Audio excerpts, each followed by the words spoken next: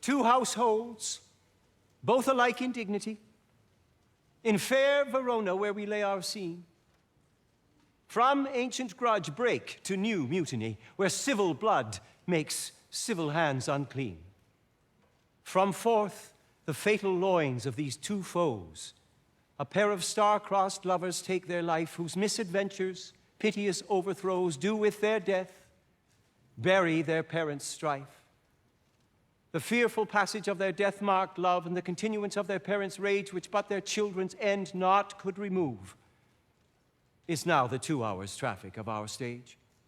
The which, if you with patient ears attend, what here shall miss, our toil shall strive to mend.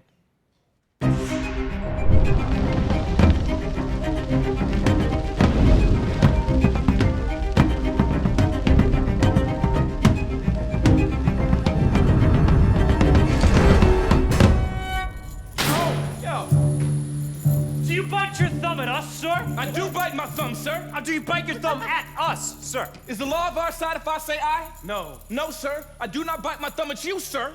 But I bite my thumb, sir. Do you quarrel, sir? Quarrel, sir? No, sir. If you do, sir, I am for you. I serve as good a man as you. No, better. Well, sir. Say better. Here comes one of my master's kinsmen. Yes, better, sir. You lie. Draw if you be men.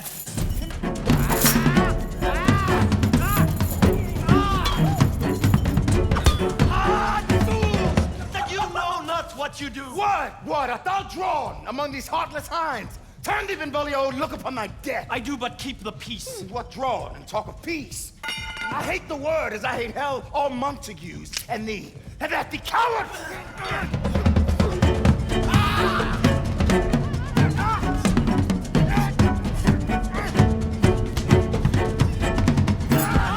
What noise is this? Give me my long sword, A crutch? Why call you for a sword? Old Montague has come and flourishes his blade in spite of me. Thou villain! Capulet!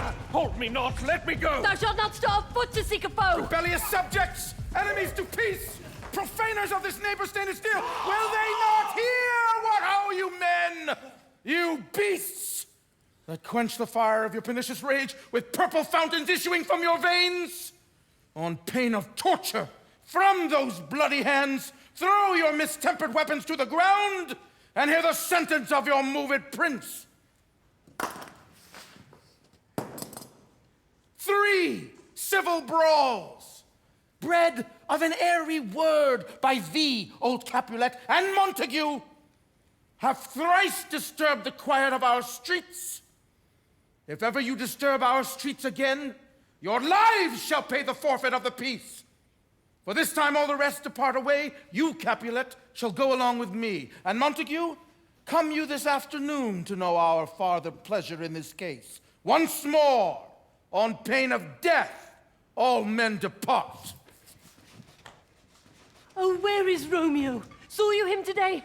Right glad I am he was not at this fray. Madam, an hour before the worshipped sun peered forth the golden window of the east, a troubled mind drive me to walk abroad, where underneath the grove of sycamore, so early walking did I see your son. Full many a morning hath he there been seen, with tears augmenting the fresh morning's dew. Away from light steals home my heavy son, and private in his chamber pens himself, shuts up his windows, locks fair daylight out, and makes himself an artificial night. Black and portentous must this humour prove, unless good counsel may the cause remove. My noble uncle, do you know the cause? I neither know it, nor can learn of him. See where he comes. So please you, step aside. I'll know his grievance, or be much denied.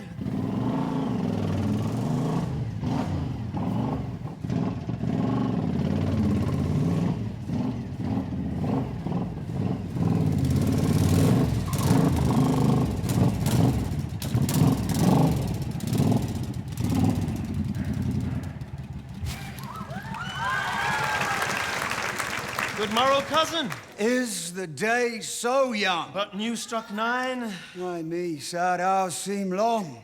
Was that my father that went hence so fast? It was. What sadness lengthens Romeo's hours? Not having that which having makes them short. In love? Out. Of love. Out of her favor where I am in love. Alas, that love, so gentle in his view, should be so tyrannous and rough in proof. Alas, that love, whose view is muffled still, should without eyes see pathways to his will. What fray was here? Yet tell me not, for I've heard it all. Here's much to do with hate, but more with love. Why then, O brawling love? O loving hate, O anything of nothing first create. O heavy likeness, serious vanity, misshapen chaos of well-seeming forms, feather of lead, bright smoke, cold fire, sick health, still waking sleep that is not what it is. This love feel I, that feel no love in this. Dost thou not laugh? No, 'cause I rather weep. Good-hearted what? At thy good heart's oppression. Why, such is love's transgression. Griefs of mine own lie heavy in my breast, which thou wilt propagate to have it pressed with more of thine. This love that thou hast shown doth add more grief to too much of mine own. Love is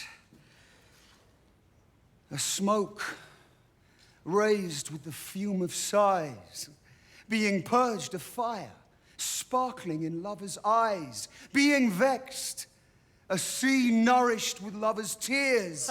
What is it else? A madness most discreet, a choking gall, and a preserving sweet.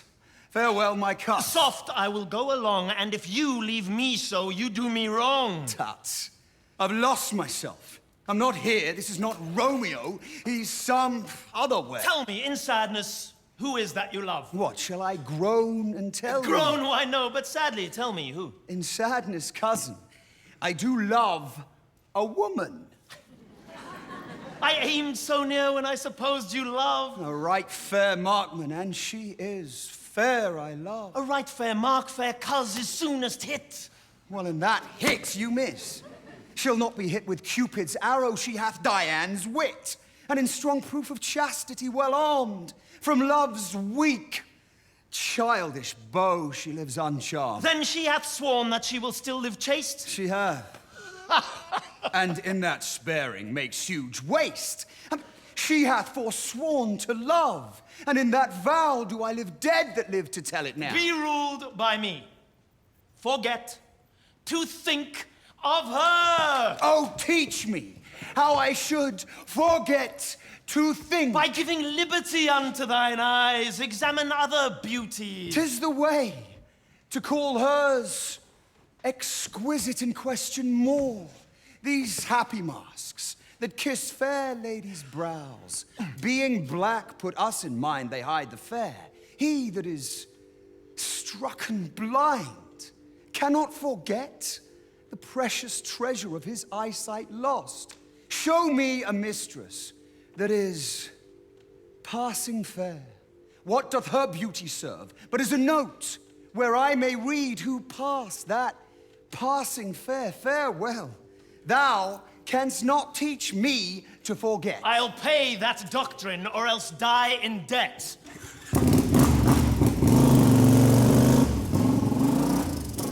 But Montague is bound as well as I in penalty alike, and 'tis not hard, I think, for men so old as we to keep the peace. Of honorable reckoning are you both, and pity 'tis you've lived at odds so long. But now, my lord, what say you to my suit? But saying o'er what I have said before, my child is yet a stranger in the world. Let 2 more summers wither in their pride, ere we may think her right to be a bride. Younger than she, our happy mother's maid. And too soon marred are those so early married. She is the hopeful lady of my earth, but woo her, gentle Paris. Get her heart! My will to her consent is but a part, and she agreed within her scope of choice lies my consent and fair according voice. This night I hold an old accustomed feast, such as I love, and you are invited one more, most welcome to my house. At my poor house, look to behold this night earth-treading stars that make dark heaven light.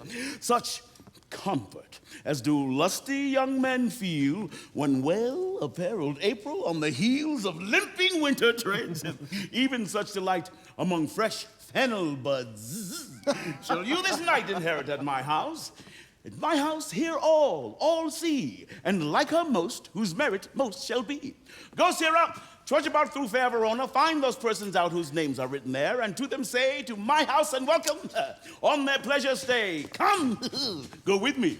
Tut, man, one fire burns out another's burning. One pain is lessened by another's anguish. Turn giddy and be hope by backward turning. One desperate grief cures with another's languish. Take thou some new infection to thy eye, and the rank poison of the old will die. Your plantain leaf is excellent for that. For what, I pray thee? For your broken shin. Why, Romeo, art thou mad? Not mad, but bound more than a madman is. Shut up in prison, kept without my food, whipped and tormented. Good evening, good fellow. God you good in. I pray, sir. Can you read? I, mine own fortune in my misery. Perhaps you have learned it without book, but I pray, can you read anything you see? Aye, if I know the letters and the language. Ye say honestly, rest you merry. Stay, fellow, I can read.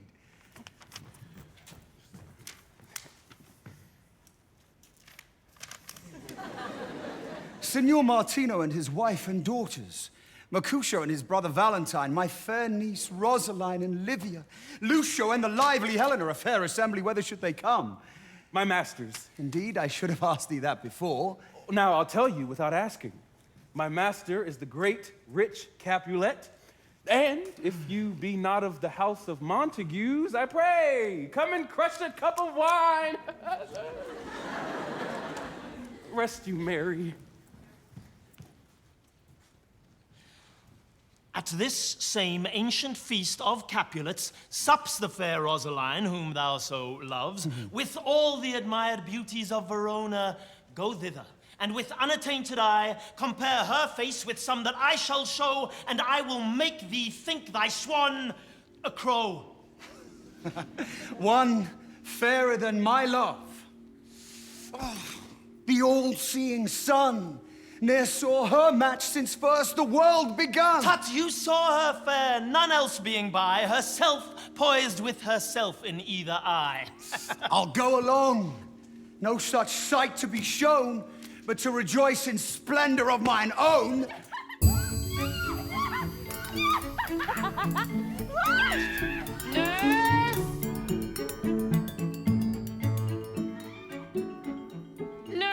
My daughter, call her forth to me. I bade her come. What lamb? What ladybird? Oh, God forbid. Where's this girl? What, Juliet? How now? Who called? Your mother. Madam, I am here. What is your will? This is the matter. Nurse, give leave a while. We must talk in secret. Nurse, come back again.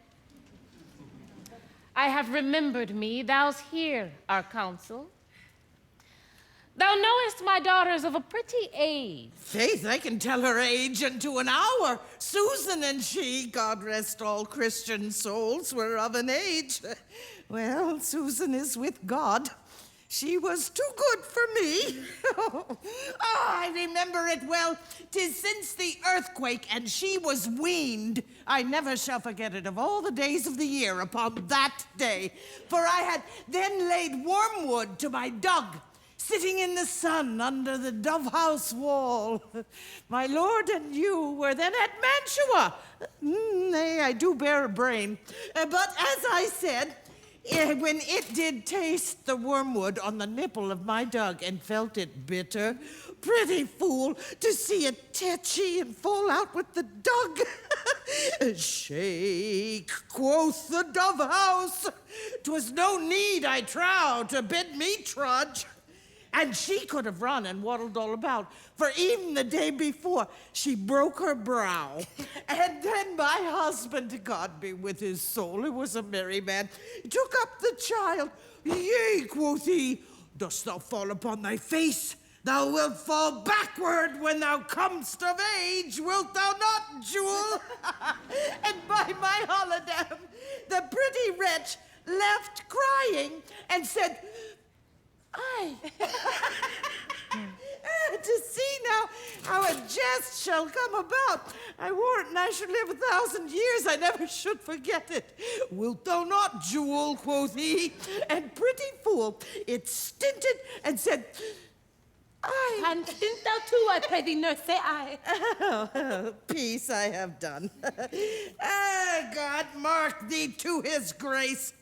Thou wast the prettiest babe that e'er I nursed. And I might live to see thee married once I have my wish. Marry. That, Mary, is the very theme I came to talk of. Tell me, daughter Juliet, how stands your disposition to be married? It is an honor that I dream not of. An honor. Were not I thine only nurse, I would say thou hadst sucked wisdom from thy teat. Well, think of marriage now. Younger than you, here in Verona, ladies of esteem are made already mothers. By my count, I was your mother much upon these years that you are now a maid. Thus then, in brief, the valiant Paris seeks you for his love. A man, young lady. Lady, such a man as all the world. Why, he's a man of wax. Verona's summer hath not such a flower. Nay, he's a flower, in faith, a very flower. What say you? Can you love the gentleman this night? You shall behold him at our feast. Read o'er the volume of young Paris' face and find delight writ there with beauty's pen. Examine every married lineament. See how one another lends content, and what obscured in this fair volume lies. Find written in the margin of his eyes this precious book of love. This unbound lover to beautify him only lacks a cover. That book in many's eyes doth share the glory that in gold clasps locks in the golden story. So shall you share all that he doth possess by having him, making yourself no less. No less. Nay, bigger. Women grow by men. Speak briefly. Can you like of Paris love? I'll look to like if looking, liking move. But no more deep will I endart mine eye than your consent gives strength to make it fly. Madam, the guests are come. I beseech you follow straight. We follow thee. Juliet, the county stays. Go, girl. Seek happy nights to happy days. Give me a torch. I am not for this ambling being, but heavy I will bear the light. Nay, gentle Romeo, we must have you dance. Not I, believe me. You have dancing shoes with nimble soles. I have a soul of lead. So stakes me to the ground, I cannot move. You are a lover. Borrow Cupid's wings and soar with them above a common bound. I'm too sore in pierced with his shaft to soar with his light feathers, and so bound. I cannot bound a pitch above dull woe. Under love's heavy burden do I sink. And to sink in it should you burden love, too great oppression for a tender thing. Is love a tender thing? It's too rough, too rude, too boisterous, and it pricks like thorn. If love be rough with you, be rough with love. Prick love for pricking, and you beat love down. Come, every man betake him to his legs. Come, we burn daylight, ho! And we mean well in going to this mask, but 'tis no wit to go. And why, may one ask? I dreamt a dream tonight. So did I. Well, what was yours? That dreamers often lie. In bed asleep while they do dream things true. Oh, then I see Queen Mab hath been with you. She's the fairy's midwife, and she comes in shape no bigger than an agate stone on the forefinger of an alderman, drawn with a team of little atomi over men's noses as they lie asleep. Her chariot is an empty hazelnut made by the joiner's squirrel or old grub, time out of mind the fairy's coachmakers.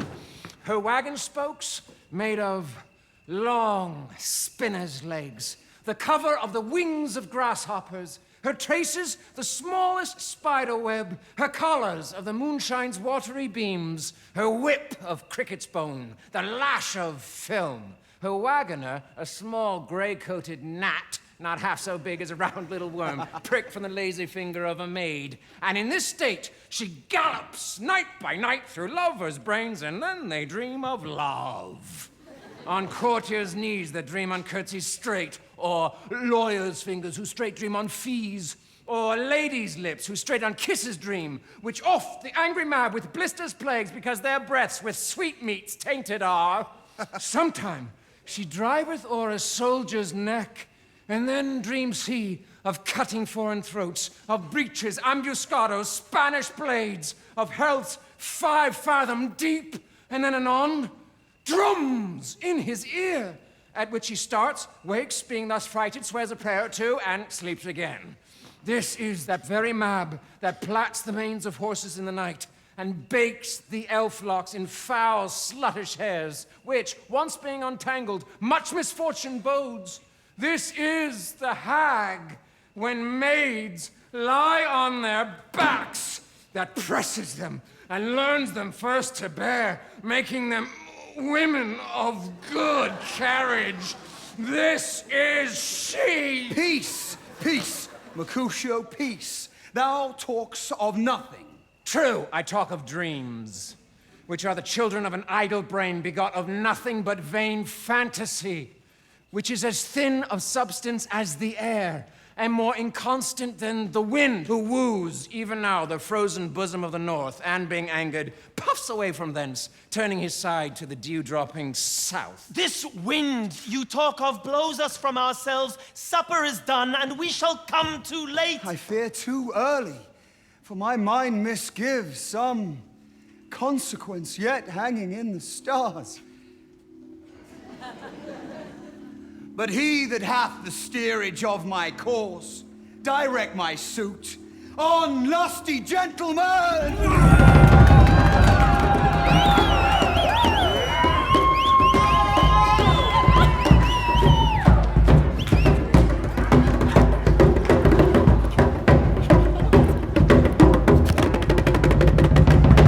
Welcome, gentlemen! I have seen the day that I have worn a visor and could tell a whispering tale in a fair lady's ear, such as would please. 'Tis gone, 'tis gone, 'tis gone. Come, musicians, play. A-haul, give room and foot it, girl.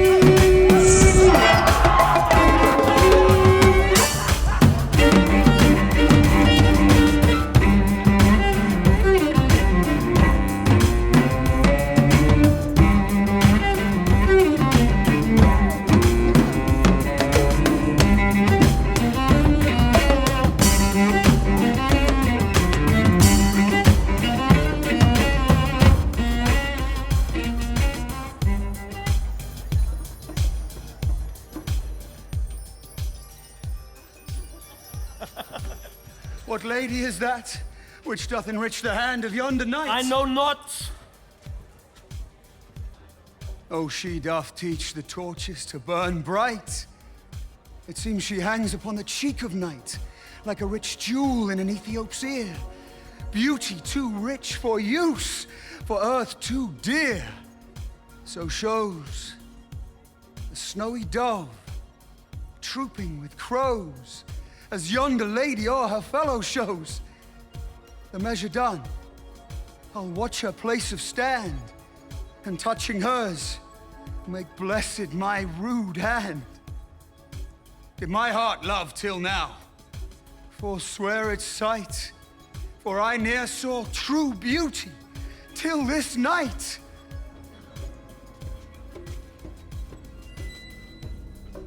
This by his voice should be a Montague. Fetch me my rapier, boy.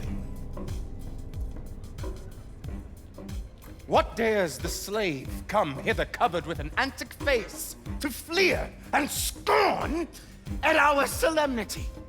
Now by the stock and honor of my kin to strike him dead, I hold it not a sin. And now, kinsman, wherefore storm you so? Uncle, this is a Montague, our foe, a villain that is hither come in spite to scorn at our solemnity this night. Young Romeo is... 'Tis he, that villain, Romeo. Content thee, gentle cuz, let him alone. Bears him like a portly gentleman. And to say truth, Verona brags of him to be a virtuous and well-governed youth. I would not for the wealth of all this town here in my house do him disparagement, therefore be patient, take no note of him. It is my will, the which if thou respect, show a fair presence and put off these frowns and ill-beseeming semblance for a feast. It fits when such a villain is a guest. I'll not endure it. He shall be endured. What goodman boy, I say shall. Go to. Am I the master here, or you? Go to, you'll not endure him. God shall mend my soul. You make a mutiny among my guests. Why, Uncle, 'tis a shame to... Go to, be quiet, or for shame, I'll make you quiet. Patience, perforce. With willful choler meeting makes my flesh tremble in their different greeting. I will withdraw, but this intrusion shall now seeming sweet convert to bitterest gall.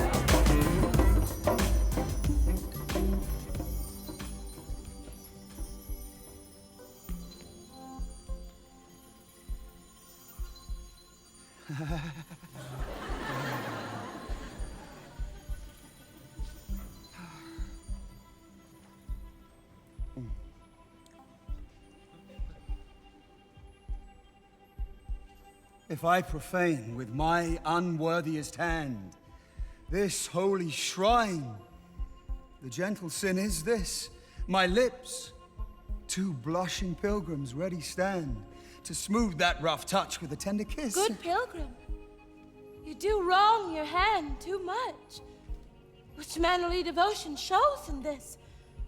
For saints have hands that pilgrims' hands do touch, and palm to palm is holy palmer's kiss. Have saints not lips, and holy palmers too? Aye, pilgrim lips that they must use in prayer. Oh then, dear saint, let lips do what hands do, they pray.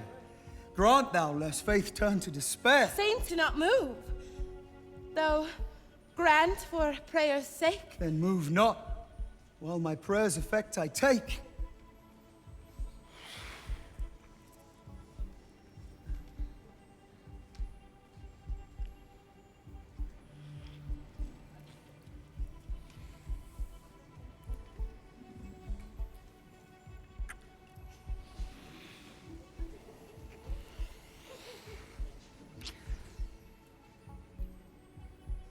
Thus from my lips by thine my sin is purged. Then have my lips the sin that they have took. Sin from my lips? Oh, trespass sweetly urged.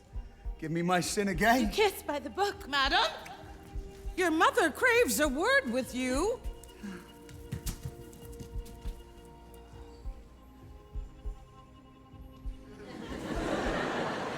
What is her mother? Mary Bachelor. Her mother is the lady of the house. Is she a Capulet? Away! Be gone, the sport is at the best. Aye, so I fear. The more is my unrest. Come hither, nurse. What is yon gentleman? The son and heir of old Then Tiberio. what's he that now is going out of door? Mary, that I think be young Petruchio. What's he that follows here that would not dance? I know not. Go, ask his name. If he be married, my grave is like to be my wedding bed. His name is Romeo, and a Montague, the only son of your great enemy. My only love sprung from my only hate. Too early seen, unknown, and known too late. Prodigious birth of love it is to me that I must love a loathed enemy. What's this? What's this? A rhyme I learned even now of one I danced withal. Juliet! Anon! Anon! Oh, come, let's away. The strangers all have gone.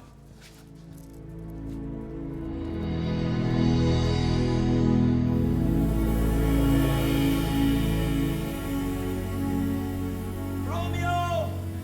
My cousin Romeo! He is wise, and on my life hath stolen him home to bed. He ran this way and leapt this orchard wall. Call, good Mercutio. Romeo! Humors, madman, passion, lover!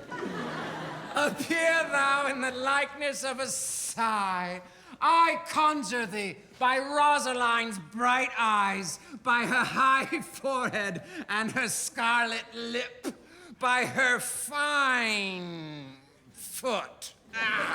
Straight leg and quivering thigh, and their domains of their adjacent lie, that in thy likeness thou appear to us. And if he hear thee, thou wilt anger him. This cannot anger him. My invocation is fair and honest. In his mistress' name, I conjure only but to raise up him. Come, he hath hid himself among these trees to be consorted with the humorous night. Blind is his love, and best befits the dark. If love be blind, love cannot hit the mark. This field bed is too cold for me to sleep. Come, shall we go? Go then, for 'tis in vain to seek him here. That means not to be found. Romeo! Good night. He jests at scars that never felt a wound. Oh. But soft what light through yonder window breaks.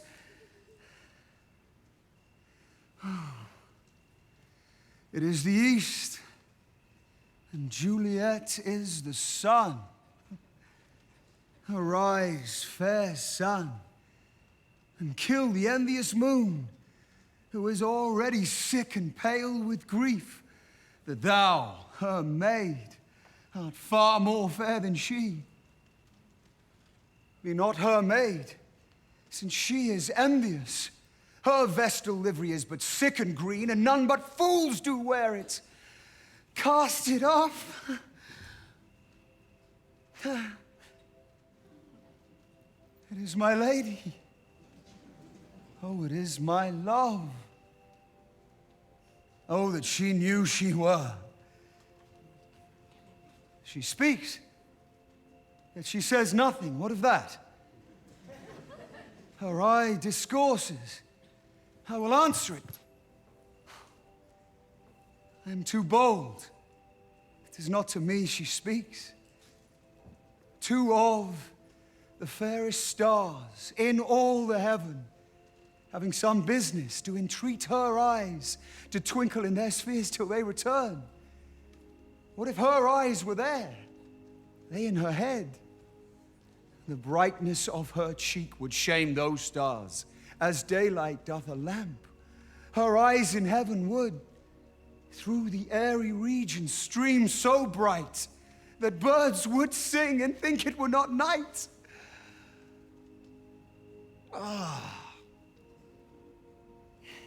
See how she leans her cheek upon her hand. Oh, that I were a glove upon that hand, that I might touch that cheek. Why me? She speaks.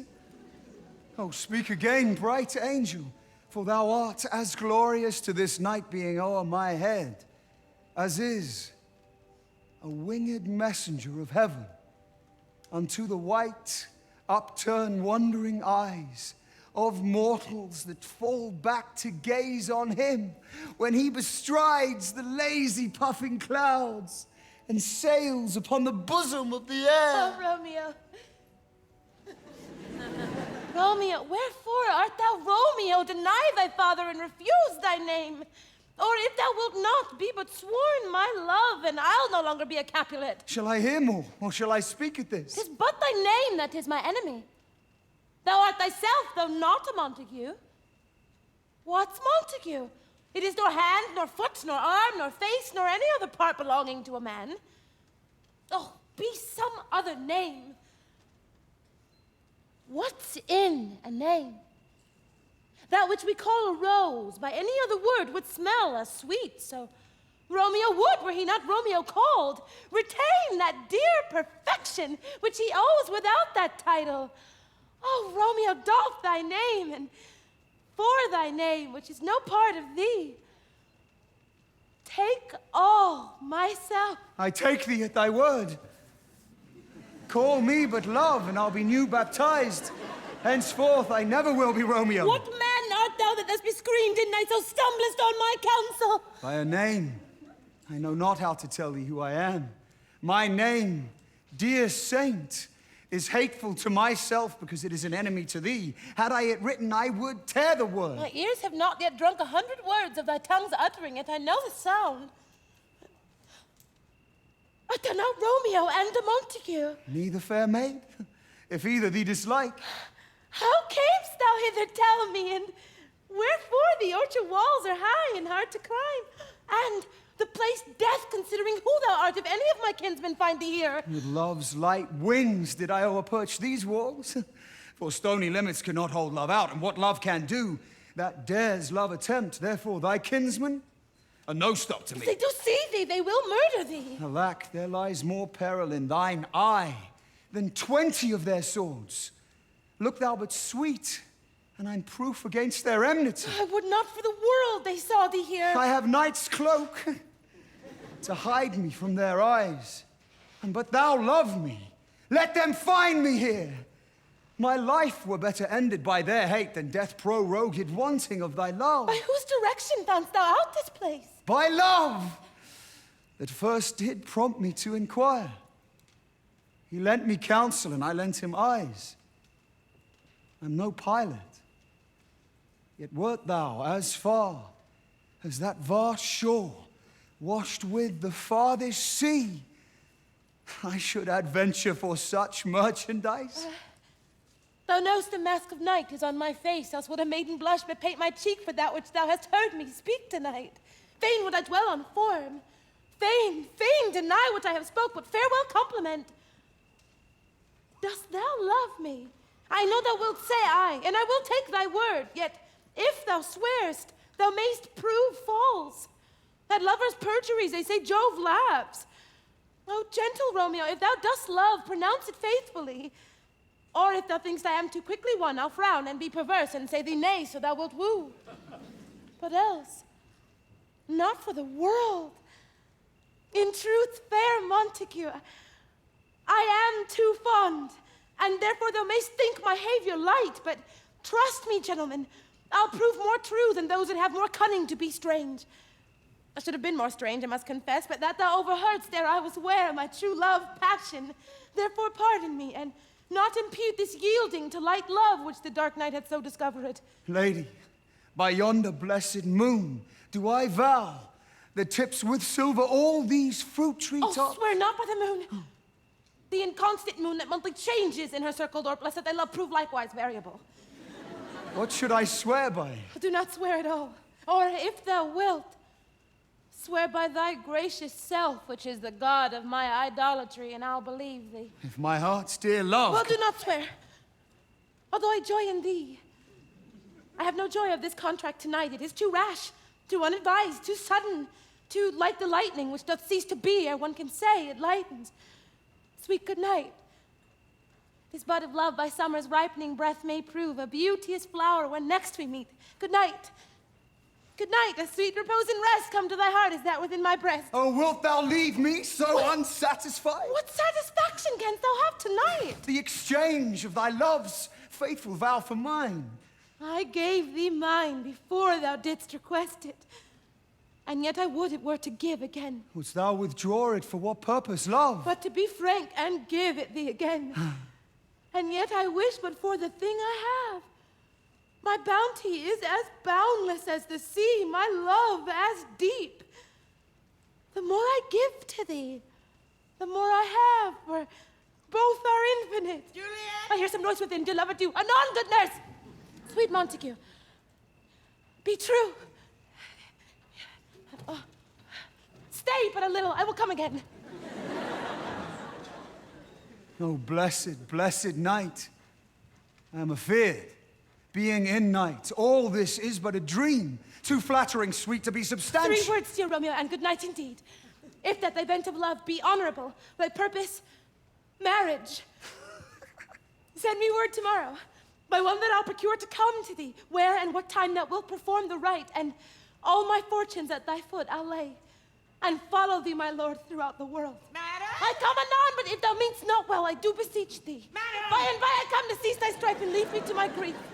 Tomorrow will I send. So thrive my soul. 1,000 times good night. 1,000 times the worse to want thy light. Love goes towards love, as schoolboys from their books. But love from love, towards school with heavy looks. Romeo! Oh, for a falconer's voice to lure this tassel gentle back again. Bondage is hoarse and may not speak aloud.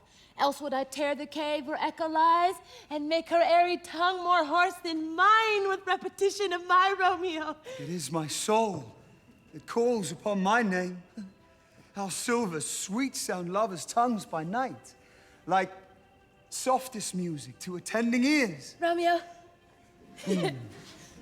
My nice, what o'clock tomorrow shall I send to thee? by the hour of 9. I will not fail. 'Tis 20 year till then.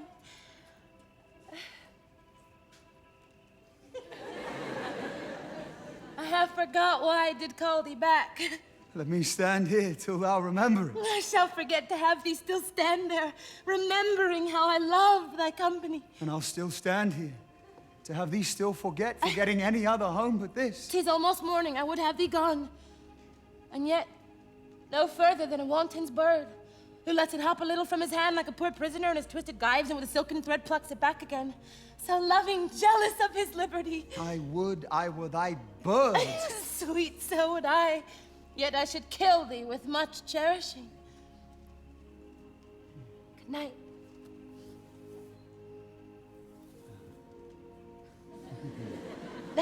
Good night. Parting is such sweet sorrow that I shall say good night till it be morrow. Sleep dwell upon thine eyes, peace in thy breast. Would I were sleep, and peace so sweet to rest. Hence will I to my ghostly sire's close cell, his help to crave, my dear hap to tell.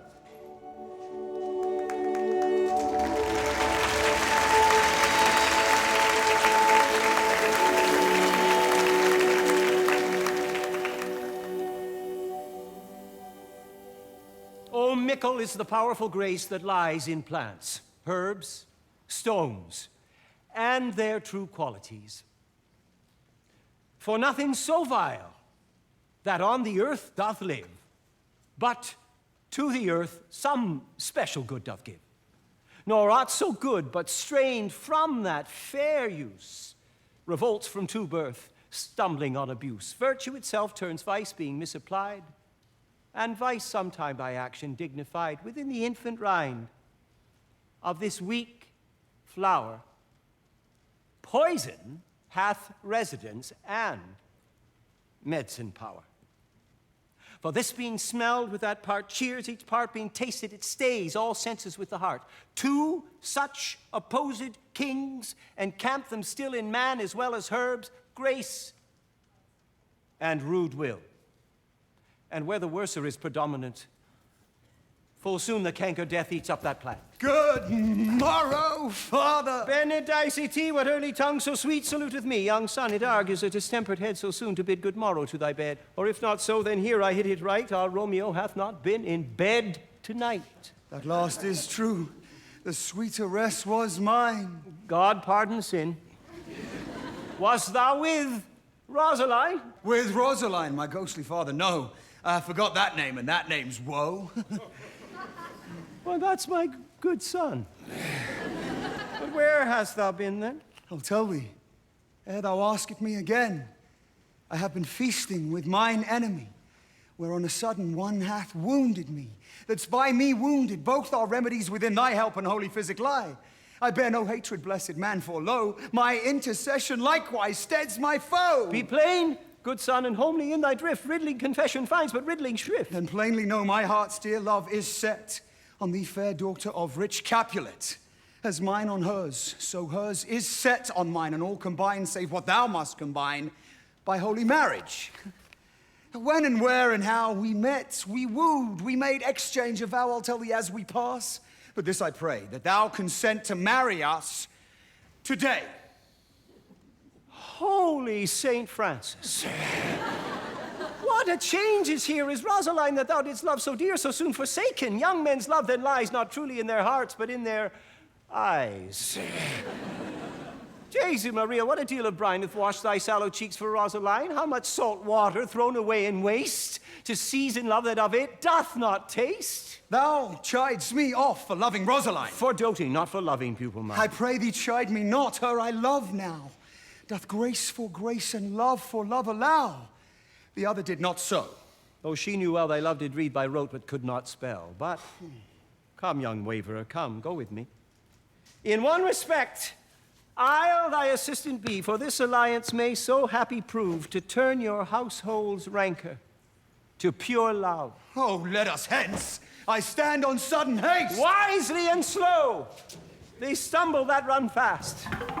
Where the devil should this Romeo be? Came he not home tonight? Not to his father's. I spoke with his man. Why, that same pale, hard-hearted wench, that Rosaline, torments him so he will sure run mad. Tybalt, the kinsman to old Capulet, hath sent a letter to his father's house. A challenge on my life. Romeo will answer it. Any man that can write may answer a letter. Nay, he will answer the letter's master, how he dares, being dead. Alas, poor Romeo, he's already dead. Stabbed with a white wench's black eye, run through the ear with a love song, the very pin of his heart cleft with the blind bow-boy's butt shaft. And is he a man to encounter Tybalt? Why, what is Tybalt? More than Prince of Cats. Oh, he's the courageous captain of compliments. He fights as you sing prick song, keeps time, distance, and proportion, rests his minim rests, 1, 2, and a third in your bosom. The very butcher of a silk button. A duelist. A duelist. A gentleman of the very first house, of the first and second cause. Oh, the immortal passado, the punto reverso, the hey! The what? Here comes Romeo! Here comes Romeo! You gave us the counterfeit fairly last night. Good morrow to you both. What counterfeit did I give you? The slip, sir, the slip. Can you not conceive? Pardon, good Mercutio, but my business was great, and in such a case as mine, a man may strain courtesy. Nay, I'm the very pink of courtesy. Pink for flower. Right. Why then is my pump well flowered? Follow me this jest now till thou hast worn out thy pump, that when the single soul of it is worn, the jest may remain after the wearing solely singular. Oh, single soul jest. Solely singular for the singleness. Oh, come between us, good Benvolio, my wits faint. Swits and spurs, or I'll cry a match. Why now is not this better than groaning for love? Now art thou sociable. Now art thou Romeo. Now art thou what thou art by art as well as by nature. Stop there! Stop there!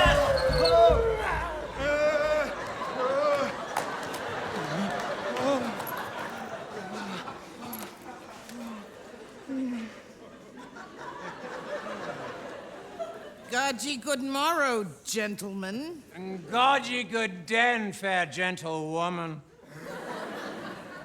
Is it good den? 'Tis no less, I tell you, for the bawdy hand of the dial is now upon the prick of noon. Out upon you? What a man are you? One gentlewoman that God himself hath made to mar. Gentlemen, can any of you tell me where I may find the young Romeo? I can tell you, but young Romeo will be older when you have found him than he was when you sought him.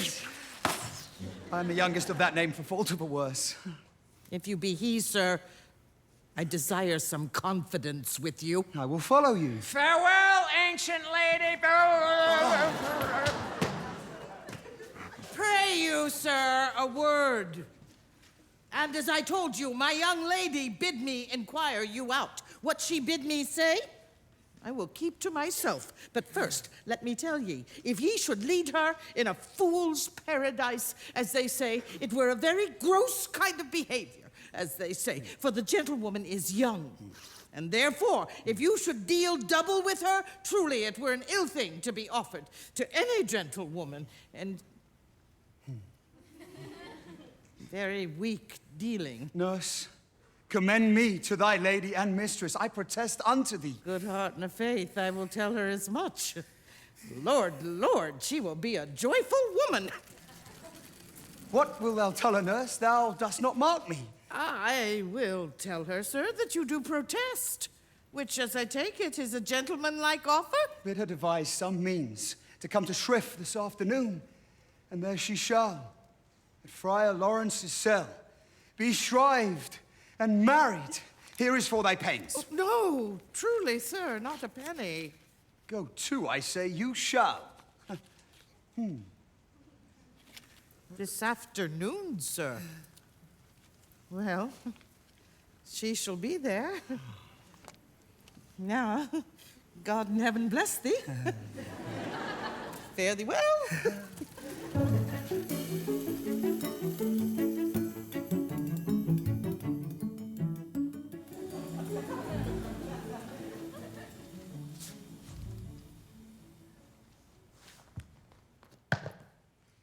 The clock struck 9 when I did send the nurse. In half an hour she promised to return. Perchance she cannot meet him. That's not so. Oh, she is lame. Love's herald should be thoughts, which 10 times faster glide in the sun's beams, driving back shadows over lowering hills. Therefore do nimble pinioned doves draw love, and therefore hath the wind-swift Cupid wings. Now is the sun upon the highmost hill of this day's journey, and from 9 till 12 is 3 long hours, yet she is not come. Had she affections and warm, youthful blood, she would be as swift in motion as a bow. My words would bandy her to my sweet love, and his to me. But old folks, many fain as they were dead, unwieldy, slow, heavy, and pale as lead. Oh God, she comes, oh honey nurse, what news hast thou met with him? Oh Lord, why look'st thou sad? The news be sad, yet tell them merrily. If good, thou shamest the music of sweet news by playing it to me with so sour a face. I am a-weary. Give me leave a while. Fie, how my bones ache. What a jaunt have I! I would thou hadst my bones, and I thy news. Nay, come, I pray thee speak. Good, good nurse, speak. Jesu, what haste! Can you not stay a while? Do you not see that I am out of breath? How art thou out of breath when thou hast breath to say to me that thou art out of breath? The excuse that thou dost make in this delay is longer than the tale thou dost excuse. Is thy news good or bad? Answer to that. Say either, and I'll stay the circumstance. Let me be satisfied. Is it good or bad? Well, you have made a simple choice. You know not how to choose a man. Romeo? No, not he. Though his face be better than any man's, yet his leg excels all men's. And for a hand and a foot and a body, though they be not to be talked on, yet they are past compare. He's not the flower of courtesy, but I'll warrant him as gentle as a lamb. Go thy ways, wench, serve God. What, have you dined at home? No. No, but all this did I know before. What says he of our marriage? What of that? Lord, how my head aches. What a head have I?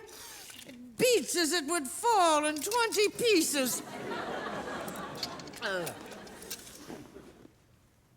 My back.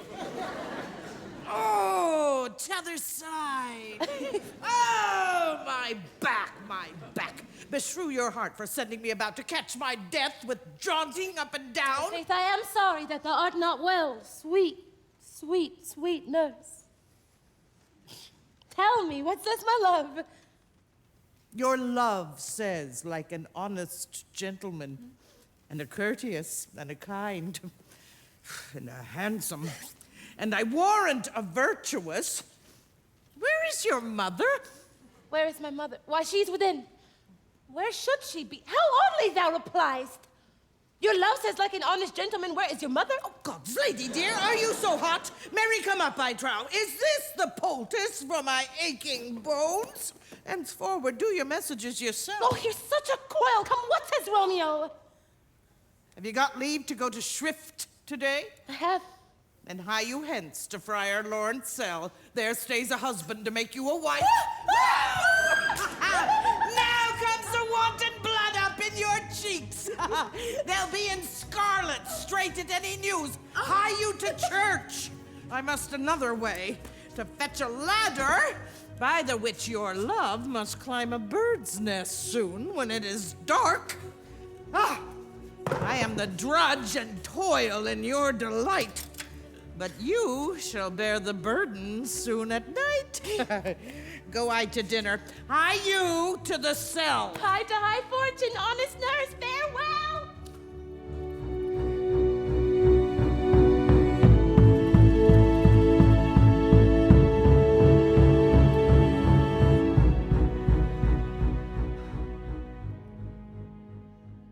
So smile the heavens upon this holy act, that after hours with sorrow chide us not. Amen, amen.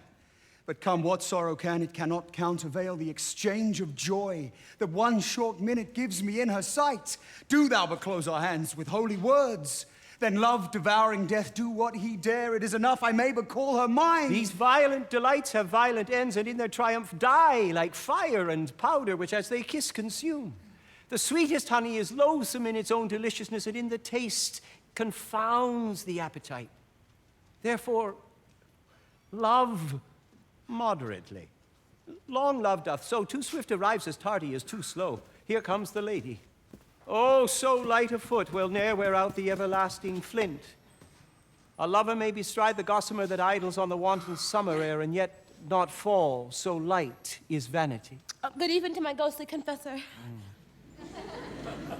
Romeo shall thank thee, daughter, for us both. As much to him, else is his thanks too much. Ah, Juliet, if the measure of thy joy be heaped like mine, and that thy skill be more to blazon it, then sweeten with thy breath this neighbor air, and let rich music's tongue unfold the imagined happiness that both receive in either by this dear encounter. Conceit more rich in matter than in words brags of his substance, not of ornament. They are but beggars that can count their worth, but my true love is grown to such excess, I cannot sum up some of half my wealth. Come with me, and we will make short work. For by your leaves you shall not stay alone till Holy Church incorporate two in one.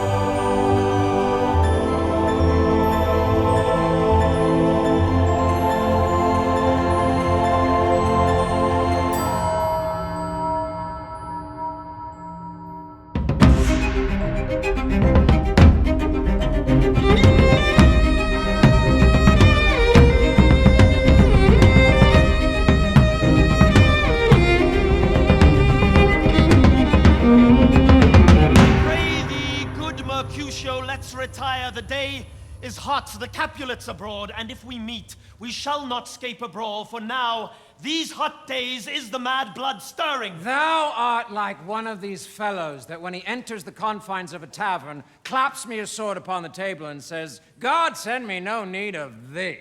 And by the operation of the second cup, draws it on the drawer when indeed there is no need. Am I like such a fellow? Come, come, thou art as hot a jack in thy mood as any in Italy, and as soon moved to be moody, and as soon moody to be moved. And what too? Nay, and there were two such, there should be none shortly, for one would kill the other. And thou wilt tutor me from quarreling. By my head, here come the Capulets. By my heel, I care not. Follow me close, for I will speak to them. Gentlemen, good evening. A word with one of you. And but one word with one of us? Couple it with something. Make it a word and a blow. You shall find me apt enough to that, sir, and you will give me occasion. Could you not take some occasion without giving? Mercutio, thou consortest with Romeo. Consort? What, dost thou make us minstrels? Thou make minstrels of us, look to hear nothing but discords. Here's my fiddlestick. Here's that shall make you dance. We talk here in the public haunt of men. Either withdraw unto some private place, or reason coldly of your grievances, or else depart. Here all eyes gaze on us. Men's eyes were made to look, and let them gaze. I'll budge for no man's pleasure, aye. Well, peace be with you, sir. Here comes my man. But I'll be hanged, sir, if he wear your livery. Mary, go before the field. He'll be your follower. Your worship in that sense may call him man. Romeo, the love I bear thee can afford no better term than this. Thou art a villain. Tybalt, the reason I have to love thee doth much excuse the appertaining rage to such a greeting. Villain am I none. Therefore farewell. I see thou knowest me not. Boy, this shall not excuse the injuries thou hast done me. Therefore, turn and draw. I do protest. I never injured thee, but love thee better than thou canst devise till thou shalt know the reason of my love. And so, good Capulet, which name I tender as dearly as mine own, be satisfied. Oh, calm, dishonorable, vile submission! Tybalt, you rat catcher! Will you walk? What wouldst thou have with me, huh? Good king of cats, nothing but one of your 9 lives that I mean to make bold withal, and as you shall use me hereafter, dry beat the rest of the 8. Will you pluck your sword from his pitcher by the ears? Make haste, lest mine be about your ears ere it be out!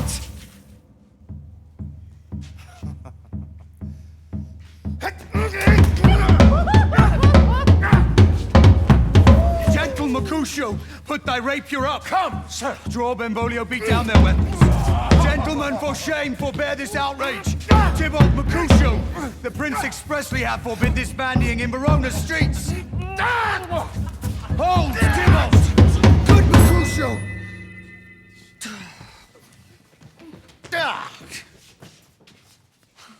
I am hurt. A plague of both your houses. I'm sped.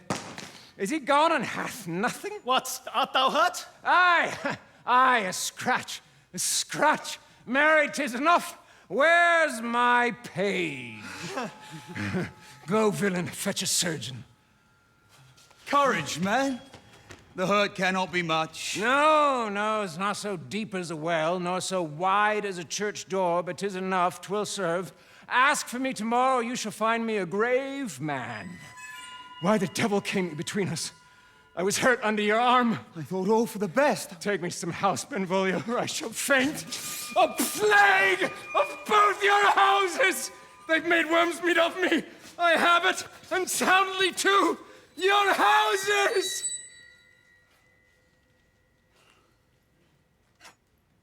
This gentle man, the prince's near ally, my very friend, hath got this mortal hurt in my behalf.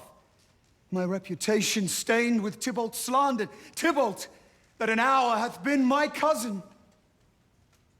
Oh, sweet Juliet, thy beauty hath made me effeminate, and in my temper softened valor's steel. Oh, Romeo! Romeo!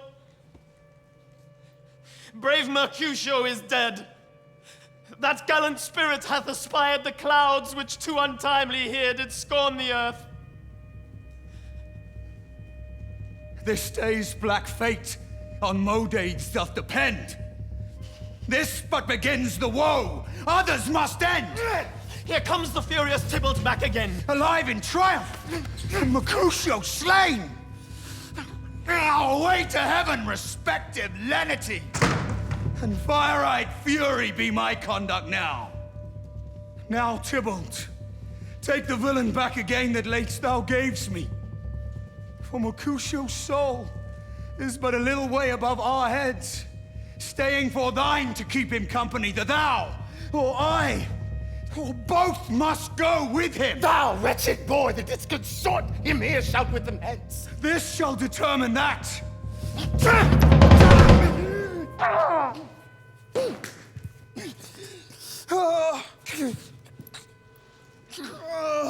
Romeo, away, be gone. The citizens are up and Tybalt slain. Stand not amazed, the prince will doom thee death if thou art taken. Hence, be gone, away. Oh, I am fortune's fool. Why dost thou stay? Which way ran he that killed Mercutio?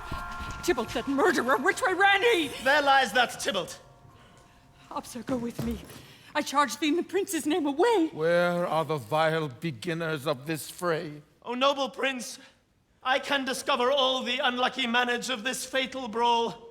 There lies the man slain by young Romeo that slew thy kinsman, brave Mercutio. Tybalt, my cousin. Oh, my brother's child, prince, as thou art true, for blood of ours, shed blood of Montague. Benvolio, who began this bloody fray? Tybalt, here slain, whom Romeo's hand did slay.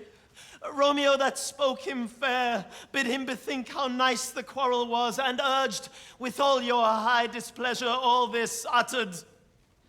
With gentle breath, calm look, knees humbly bowed, could not take truce with the unruly spleen of Tybalt, deaf to peace. He is a kinsman to the Montague. Affection makes him false. He speaks not true. I beg for justice, which thou, prince, must give. Romeo slew Tybalt. Romeo must not live. Romeo slew him, he slew Mercutio, who now the price of his dear blood doth owe. Not Romeo, prince. He was Mercutio's friend. His fault concludes but what the law should end, the life of Tybalt. And for that offense, immediately we do exile him hence. I have an interest in your hate's proceeding. My blood for your rude brawls doth lie a-bleeding, but I'll amerce you with so strong a fine that you shall all repent the loss of mine. I will be deaf to pleading and excuses, nor tears nor prayers shall purchase out abuses, therefore use none. Let Romeo hence in haste! Else when he's found, that hour is his last. Bear hence this body and attend our will. Mercy but murders, pardoning those that kill.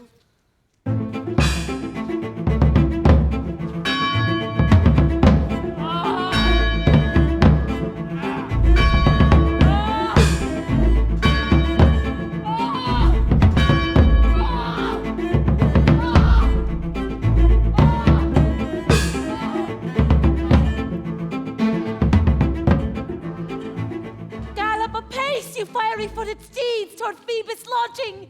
Such a wagoner as Phaeton would whip you to the west and bring in cloudy night immediately.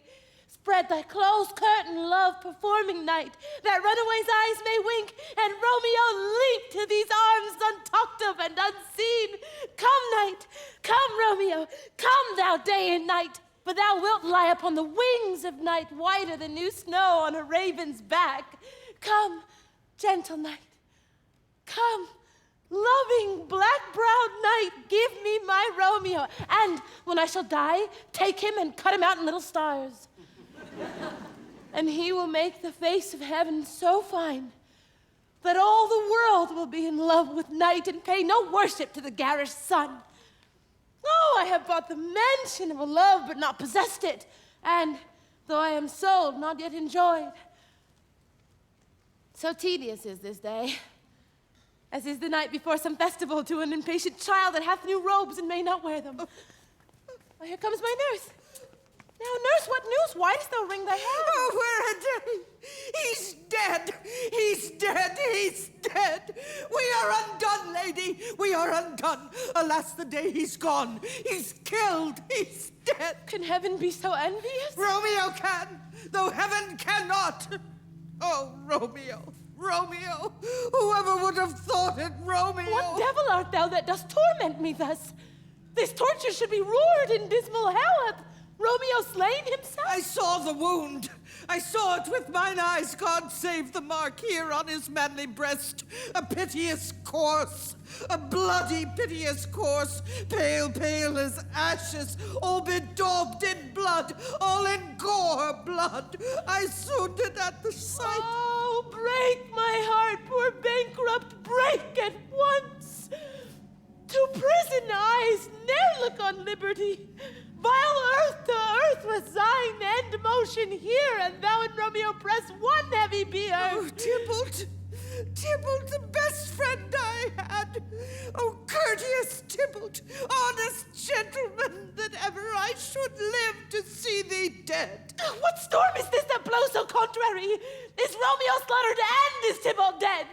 My dearest cousin and my dear lord, then dreadful trumpets sound the general doom for who is living if those two are gone. Tybalt is gone, and Romeo banished.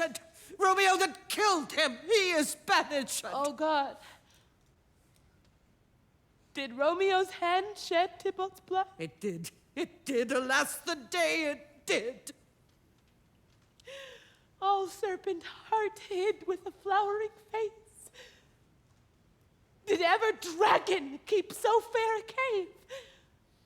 Beautiful tyrant, fiend angelical, this poison substance of divinest show, just opposite to what thou justly seemst, a damned saint, an honorable villain.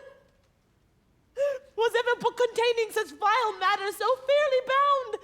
Oh, that deceit should dwell in such a gorgeous palace. There's no trust, no faith, no honesty in men. All perjured, all forsworn, all naught, all dissemblers. Oh, give me some aquavita. These griefs, these woes, these sorrows make me old. Shame come to Romeo. Blistered be thy tongue for such a wish. He was not born to shame. Upon his brow shame is ashamed to sit. For 'tis a throne where honor may be crowned, sole monarch of the universal earth. Oh, what a beast was I to chide at Will him. you speak well of him that killed your cousin? Shall I speak ill of him that is my husband? Oh, poor my lord, what tongue shall smooth thy name when I, thy 3 hours wife, have mangled it? But wherefore, villain, didst thou kill my cousin? That villain cousin would have killed my husband. Back, foolish tears, back to your native spring. Your tributary drops belong to woe, which you mistaking offer up to joy. My husband lives that Tybalt would have slain. And Tybalt's dead, that would have slain my husband. All this is comfort, wherefore weep I then? Some word there was, worser than Tybalt's death, that murdered me. I would forget it fain, but oh, it presses to my memory like damned guilty deeds to sinners' minds. Tybalt is dead, and Romeo banished. That banished, that one word, banished, hath slain 10,000 Tybalts. There is no end, no limit, measure, bound in that word's death. No words can that woe sound.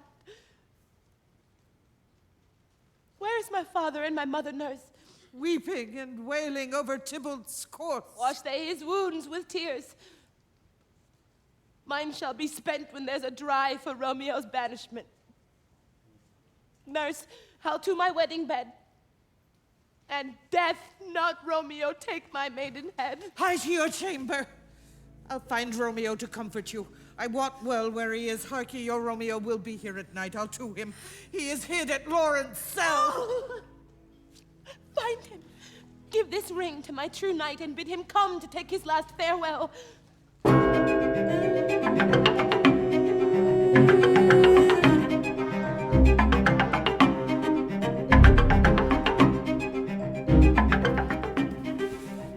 Romeo, come forth, thou fearful man. Affliction is enamored of thy parts, and thou art wedded to calamity. Father, what news? What is the prince's doom? What sorrow craves acquaintance at my hand that I yet know not? Too familiar is my dear son with such sour company. I bring thee tidings of the prince's doom. A gentler judgment vanished from his lips. Not body's death, but body's banishment. Banishment. Be merciful, say death, for exile hath more terror in his look. Much more than death, do not say banishment. Hence from Verona art thou banished. Be patient, for the world is broad and wide. There is no world without Verona walls. But purgatory, torture, hell itself. Hence banished is banished from the world, and world's exile is death. Then banished is death mistermed. Calling death banished, thou cuts my head off with a golden axe, and smilest upon the stroke that murders me. O deadly sin, O rude unthankfulness, thy fault, our law calls death, but the kind prince, taking thy part, hath rushed aside the law, turned that black word death to banishment. This is dear mercy, and thou seest it not. 'Tis torture and not mercy. Heaven is here where Juliet lives, and every cat and dog and little mouse, every unworthy thing live here, in heaven, and may look on her, but Romeo may not. More validity, more honorable state, more courtship lives in carrion flies than Romeo. They may seize on the wonder of dear Juliet's hand and steal a mortal blessing from her lips, who even in pure and vestal modesty still blush as thinking their own kiss is sin, but Romeo may not. He is banished. Flies may do this, but I from this must fly. They are free men, and I am banished. And sayest thou yet that exile is not death? Hast thou no poison mixed, no sharp ground knife, no sudden mean of death, though near so mean, but banished to kill me with? Banished! Oh, friar, the damned use that word in hell. Howling attends it. How hast thou the heart, being a divine, a ghostly confessor, a sin absolver, and my friend professed, to mangle me with that word banished? Thou fond madman, hear me a little speak. Oh, thou wilt speak again of banishment. I'll give thee armor to keep off that word, adversity's sweet milk, philosophy to comfort thee, though thou art banished. Yet banished! Hang up philosophy.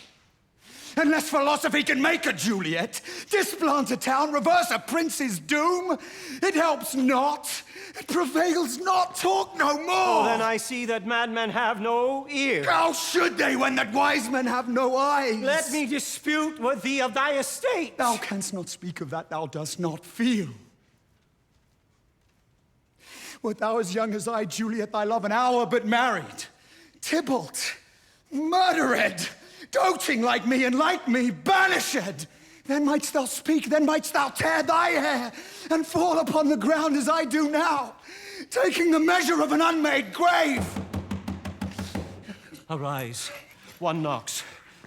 Good Romeo, hide thyself. Who knocks so hard? Whence come you? What's your will? Let me come in, and you shall know my errand. I come from Lady Juliet. Welcome, then. Oh, holy friar. Oh, tell me, holy friar, where is my lady's lord? Where is Romeo? There on the ground with his own tears made drunk. Oh, he is even in my mistress' case, just in her case. Oh, woeful sympathy, piteous predicament, even so lies she, blubbering and weeping, weeping and blubbering. Stand up. Stand up, stand, and you be a man. Spakest thou of Juliet? How is it with her? Doth not she think me an old murderer? Now I have stained the childhood of our joy with blood removed but little from her own. Where is she?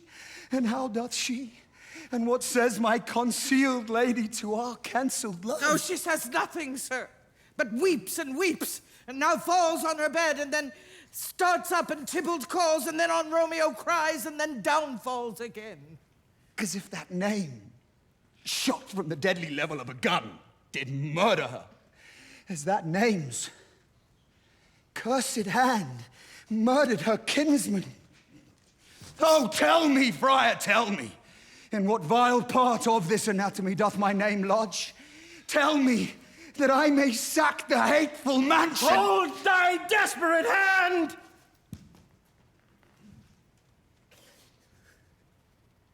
Art thou a man? Thy form cries out, thou art! Thy wild acts denote the unreasonable fury of a beast! Unseemly woman in a seeming man, and ill beseeming beast in seeming both, by my holy order. I thought thy disposition better tempered. Hast thou slain Tybalt? Wilt thou slay thyself, and slay thy lady that in thy life lives by doing damned hate upon thyself? And why railst thou upon thy birth, the heaven and earth? Since birth and heaven and earth, all three do meet in thee at once, which thou at once wouldst lose. What roused thee, man? Thy Juliet is alive, for whose dear sake thou wast but lately dead, there art thou happy. Tybalt would kill thee, but thou slewest Tybalt. There art thou happy. The law, the threatened death, becomes thy friend and turns it to exile. There art thou happy. A pack of blessings light upon thy back. Happiness courts thee in her best array. Yet like a misbehaved and sullen wench, thou pout'st upon thy fortune and thy love. Take heed. Take heed. For such die miserable. Oh, Lord, I could have stayed here all the night to hear good counsel. Oh, what learning is. Go. Get thee to thy love, as was decreed. Ascend her chamber hence and comfort her. And look thou, stay not till the watch be set, for then thou canst not pass to Mantua, where thou shalt live till we can find a time to blaze your marriage, reconcile your friends, beg pardon of the prince, and call thee back with 1,000 times more joy than thou wentst forth in lamentation. Go before, nurse. Commend me to thy lady, bid her hasten all the house to bed, which heavy sorrow makes them apt unto. Romeo is coming. My lord, I'll tell my lady you will come. Do so, and bid my sweet prepare to chide. Here, sir. A ring she bid me give you, sir. You make haste, for it grows very late. How well my comfort is revived by this. Go hence. Good night. Here stands all your state. You either be gone before the watch be set, or by the break of day disguised from hence. Sojourn in Mantua, I'll find out your man, he shall signify from time to time every good hap to you which chances here. Give me thy hand.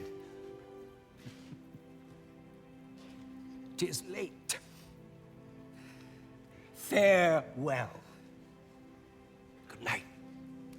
But that a joy past joy calls out on me, were a grief so brief to part with thee. Farewell.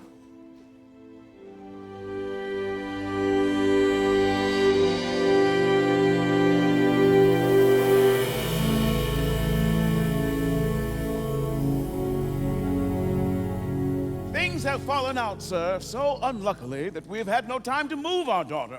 Look you, she loved her kinsman Tybalt dearly. So did I. Well, we were born to die. 'Tis very late. She'll not come down tonight, I promise you, but for your company, I would have been abed an hour ago. These times of woe afford no time to woo. Madam, good night. Commend me to your daughter. I will, and know her mind early tomorrow. Tonight she's mewed up to her heaviness. Sir Paris, I will make a desperate tender of my child's love. I think she will be ruled in all respects by me, nay more, I doubt it not. Wife, go you to her ere you go to bed. Acquaint her here with my son Paris's love, and bid her, mark you me, on Wednesday next. But soft, what day is this? Monday, my lord. Monday? Well, Wednesday's too soon. A Thursday let it be. A Thursday, tell her, she shall be married to this noble earl. Will you be ready? Do you like this haste?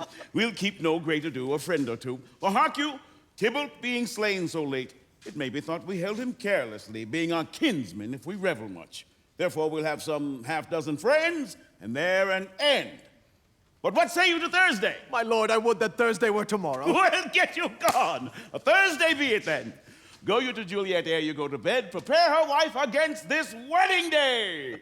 Farewell, my lord. Light to my chamber. Ho! For me, it is so very late that we may call it early by and by. Good night.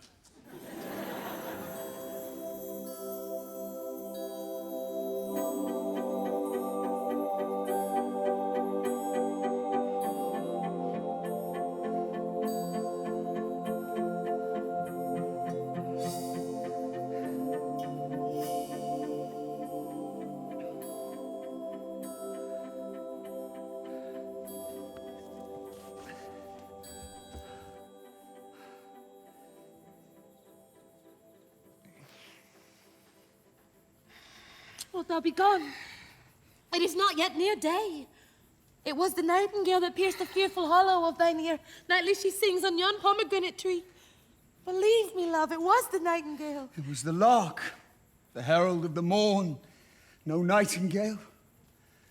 Look, love, what envious streaks do lace the severing clouds in yonder east.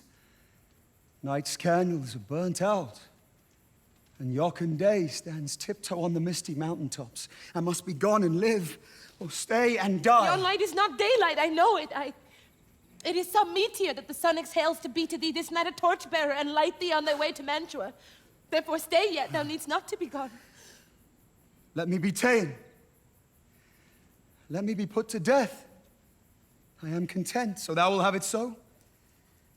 And say yon grey is not the morning's eye. It is but the pale reflex of Cynthia's brow. No, that is not the lark whose notes do beat the vaulty heaven so high above our heads.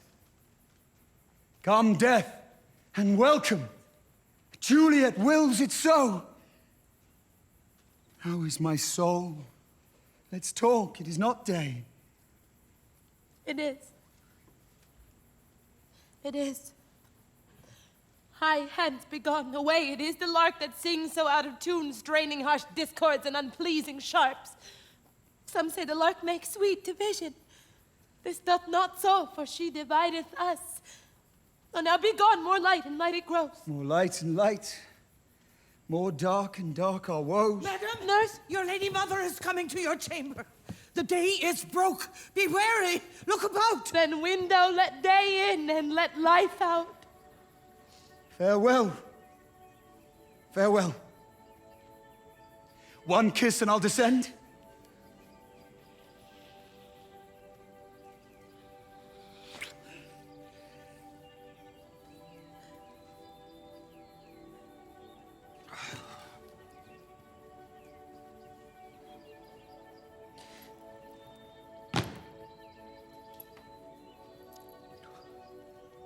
Art thou gone so, love? Lord, I, husband, friend. I must hear from thee every day, in the hour, for in a minute there are many days. Oh, by this count there shall be much in years ere I again behold my Romeo. I will omit no opportunity that may convey my greetings, love, to thee. Oh, thinkst thou we shall ever meet again? I doubt it not. And all these woes shall serve for sweet discourses in our time to come. Oh God, I have an ill-divining soul. Methinks I see thee now. Thou art so low as one dead in the bottom of a tomb. Either my eyesight fails or thou look'st pale. And trust me, love, in my eyes so do you. Dry sorrow drinks our blood. Adieu.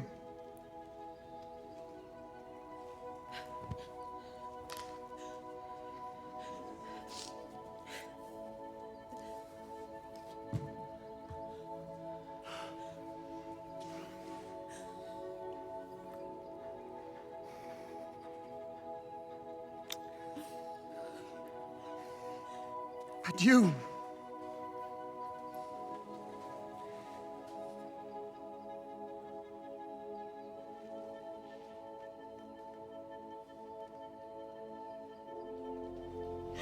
Oh, Fortune! Fortune! All men call thee fickle. If thou art fickle, what dost thou with him that is renowned for faith? Be fickle, Fortune, for then I hope thou wilt not keep him long, but send him back. Oh, daughter, are you up? Who is that called? It is my lady mother. Is she not down so late, up so early? What unaccustomed cause procures her hither? Why, how now, Juliet? Oh, madam, I am not well. Evermore weeping for your cousin's death. What? Wilt thou wash him from his grave with tears? And if thou couldst not make him live. Therefore have done. Some grief shows much of love, but much grief shows still some want of wit. Yet let me weep for such a feeling lost. So shall you feel the loss, but not the friend which you weep for. Feeling so the loss, I cannot choose but ever weep the friend. Well, girl, thou weepst not so much for his death as that the villain lives which slaughtered him. What villain, madam? That same villain, Romeo. Villain and he be many miles asunder. God pardon him, I do with all my heart. And yet no man like he doth grieve my heart. That is because the traitor murderer lives. I, madam, from the reach of these my hands, would none but I might venge my cousin's death. We will have vengeance for it. Fear thou not, then weep no more. I'll send to one in Mantua, where that same banished runagate doth live, shall give him such an unaccustomed dram that he shall soon keep Tybalt company. Then I hope thou wilt be satisfied. Indeed, I never shall be satisfied with Romeo till I behold him. Dead is my poor heart for a kinsman vexed. Madam, if you could find out but a man to bear a poison, I would temper it, that Romeo should upon receipt thereof soon sleep in quiet.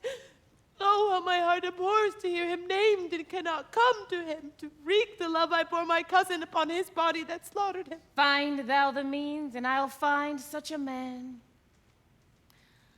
But now I'll tell thee joyful tidings, girl. And joy comes well in such a needy time. What are they, beseech your ladyship? Well, well, thou hast a careful father, child. One who, to put thee from thy heaviness, hath sorted out a sudden day of joy, that thou expects not, nor I look not for. Madam, in happy time, what day is that? Mary, my child, early next Thursday morn, the gallant young and noble gentleman, the County Paris, at St. Peter's Church, shall happily make thee there a joyful bride. Now by St. Peter's Church and Peter too, he shall not make me there a joyful bride. I wonder at this haste, that I must wed ere he that should be husband comes to woo. I pray you tell my lord and father, madam, I will not marry yet. And when I do, I swear it shall be Romeo, whom you know I hate better than Paris. These are news indeed. Here comes your father. Tell him so yourself, and see how he will take it at your hands. Now, wife, have you delivered to her our decree? Aye, sir, but she will none. She gives you thanks. I would the fool were married to her grave. Soft! Take me with you. Take me with you, wife. How will she none? Doth she not give us thanks? Is she not proud? Does she not count her blessed, unworthy as she is, that we have wrought so worthy a gentleman to be her bride? I'm not proud you have, but thankful that you have. Proud can I never be of what I hate, but thankful even for hate that 'tis meant love. How? Chopped logic. What is this? Proud, and I thank you not, and yet not proud, Mistress Minion? You thank me, no thankings. No proud, me, no prouds. But fettle your fine joints against Thursday next to go with Paris to St. Peter's Church, or I will drag thee on a hurdle thither. Out, you baggage! Fie, what are you mad? Good father, I beseech you on my knees, hear me with patience, but to speak a word. Hang thee, young baggage, disobedient wretch. I tell thee what, get thee to church a Thursday, or never after look me in the face. Speak not! Reply not! Do not answer me! My fingers itch. Wife, we scarce thought us blessed that God had lent us but this only child, but now I see this one is one too much. that we have a curse in having her. Now, God in heaven bless her. You are to blame, my lord, to rate her so. And why? My lady Wisdom, hold your tongue. Good prudence, matter with your gossips, go. I speak no treason. Oh, God, you go done. May not one speak. Peace! You mumbling fool. Utter your gravity or a gossip's bowl, for here we need it not. You are too hot. God's bread, it makes me mad. Day, night, hour, time, tide, work, play, alone, in company, still my care hath been to have her matched. And having now provided a gentleman of noble parentage, fair domains, youthful and nobly lined, stuffed, as they say, with honorable parts, proportioned as one's thought would wish a man. And then, to have a wretched, puling fool, a whining mammet in her fortune's tender to answer, I'll not wed, I cannot love, I am too young, I pray you pardon me. But an you'll not wed, I'll pardon you. Graze where you will, you shall not house with me. Look to it, think on't, I do not use to jest. Thursday is near, lay hand on heart, advise. And you be mine, I'll give you to my friend. And you be not, hang, beg, starve, die in the streets, or by my soul I'll ne'er acknowledge thee. Is there no pity sitting in the clouds that sees into the bottom of my grief? Oh, sweet my mother, cast me not away. Delay this marriage for a month, a week. Or if you do not make the bridal bed in that dim monument where Tybalt lies. Talk not to me, for I'll not speak a word. Do as thou wilt, for I have done with thee. Oh, God! Oh, nurse, how shall this be prevented? My husband is on earth, my faith in heaven. How shall that faith return again to earth unless that husband sended me from heaven by leaving earth? Comfort me, counsel me. Alack, alack that heaven should practice stratagems upon so soft a subject as myself. What sayst thou? Hast thou not a word of joy? Oh, some comfort, nurse.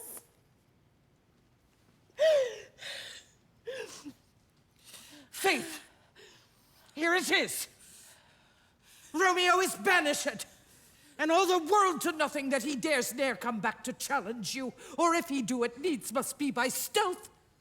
And since the case so stands as now it doth, I think it best you married with the county. Oh, he's a lovely gentleman. Romeo's a dish-clout to him.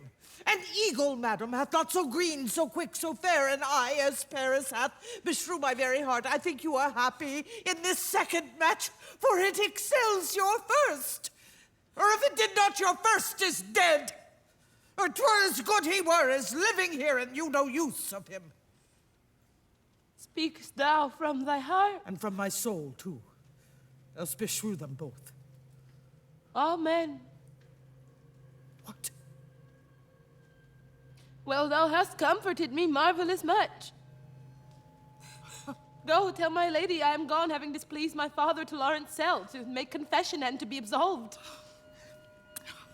Mary, I will. And this is wisely done. Ancient damnation. Oh, most wicked fiend. Is it more sin to wish me thus forsworn? Or to dispraise my lord with that same tongue which she hath praised him with above compare so many thousand times? Go, counselor, thou and my bosom henceforth shall be twain. Now to the friar to know his remedy. If all else fails, myself have power to die. On Thursday, sir. The time is very short. My father Capulet will have it so, and I am nothing slow to slack his haste. You say you do not know the lady's mind. Uneven is the course. I like it, no? Immoderately she weeps for Tybalt's death. Therefore little have I talked of love, for Venus smiles not in a house of tears. Now, sir, her father counts it dangerous that she doth give her sorrow so much sway. and in his wisdom hastes our marriage to stop the inundation of her tears, which too much minded by herself alone may be put from her by society. Now do you know the reason of this haste? I would I knew not why it should be slowed. Look, sir, here comes the lady, toward myself. Happily met, my lady and my wife. That may be, sir, when I may be a wife. Ah, that may be, must be, love, on Thursday next. What must be, shall be. That's a certain text. Come you to make confession to this father? To answer that, I should confess to you. Do not deny to him that you love me. I will confess to you that I love him. So will ye, I'm sure, that you love me. If I do so, it will be of more price being spoke behind your back than to your face. Poor soul, thy face is much abused with tears. Tears have got small victory by that, for it was bad enough before their spite. Thou wrong'st it more than tears with that report. That is no slander, sir, which is a truth. And what I spake it to my face. Thy face is mine, and thou hast slandered it. It may be so, for it is not mine own. Are you at leisure, Holy Father, now, or shall I come to you at evening mass? My leisure serves me, pensive daughter, now. My lord, we must entreat the time alone. God shield I should disturb devotion. Juliet, on Thursday early will I rouse ye. Until then, adieu. And keep this holy kiss.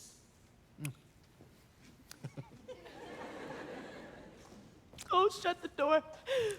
And when thou hast done so, come weep with me past hope, past cure, past help. Oh, Juliet, I already know thy grief. It strains me past the compass of my wits.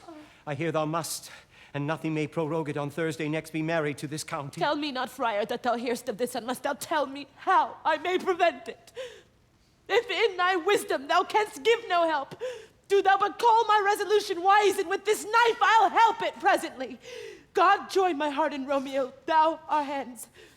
And ere this hand by thee to Romeo sealed shall be the label to another deed, or my true heart with treacherous revolt turn to another, this shall slay them both. Be not so long to speak.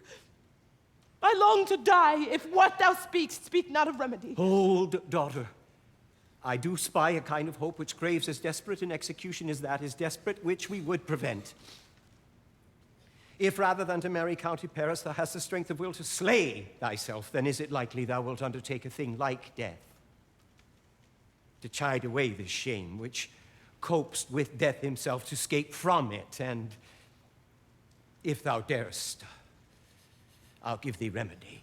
Oh, bid me leap rather than marry Paris from off the battlements of any tower, or walk in thievish ways, or bid me lurk where serpents are.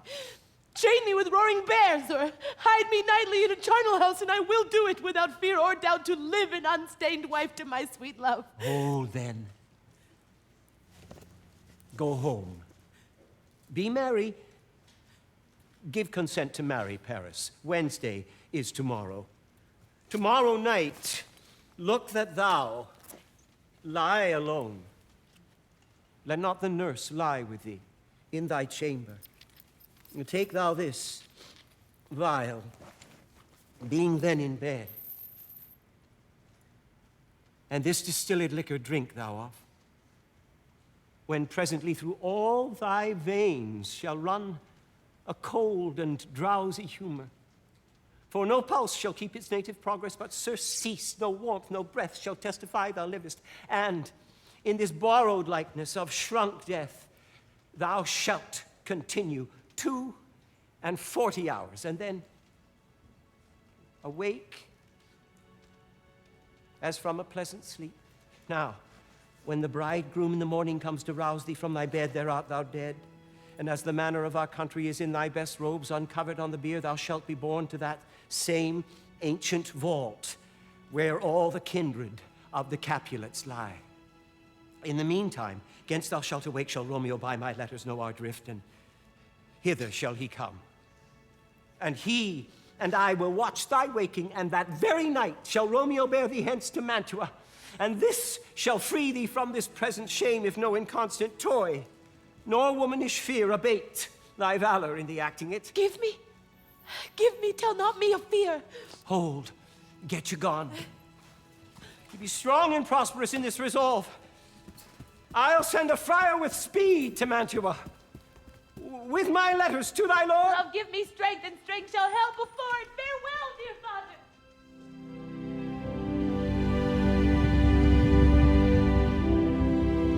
What?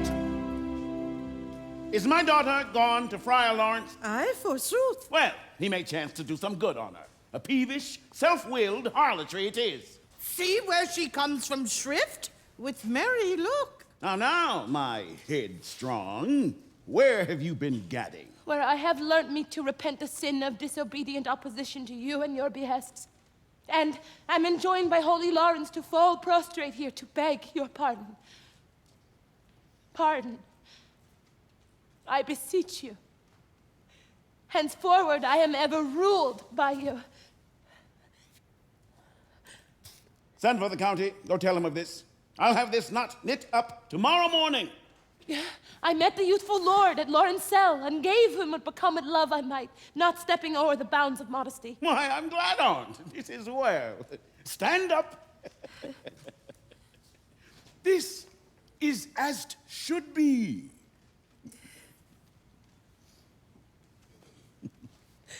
Nurse, will you go with me into my closet to help me sort such needful ornaments as you think fit to furnish me tomorrow? No, not till Thursday. There is time enough. Go, nurse, go with her. We'll to church tomorrow. We shall be short in our provision. 'Tis now near night. Tush! I will stir about, and all things shall be well. I warn thee, wife. Go thou to Juliet. Help to deck up her. I'll not to bed tonight. Let me alone. I'll play the housewife. For this once. What ho! They are all forth. Well, I will walk myself to County Paris to prepare up him against tomorrow. My heart is wondrous light, since this same wayward girl is so reclaimed.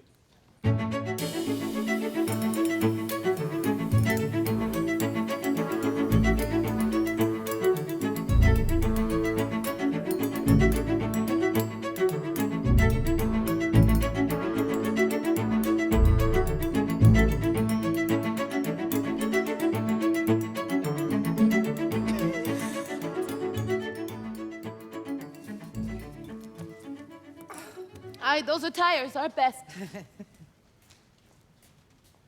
But gentle nurse, I pray thee leave me to myself tonight. What? Are you busy, ho? Need you my help? No, madam. We have culled such necessaries as are behoveful for our state tomorrow. So please you let me now be left alone, and let the nurse this night sit up with you, as I am sure you have your hands full all in this so sudden business. Good night. Get thee to bed and rest, for thou hast need.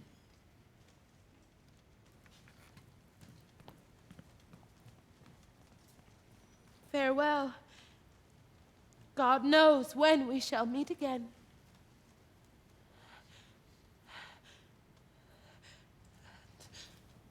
I have a faint cold fear thrills through my veins that almost freezes at the heat of life.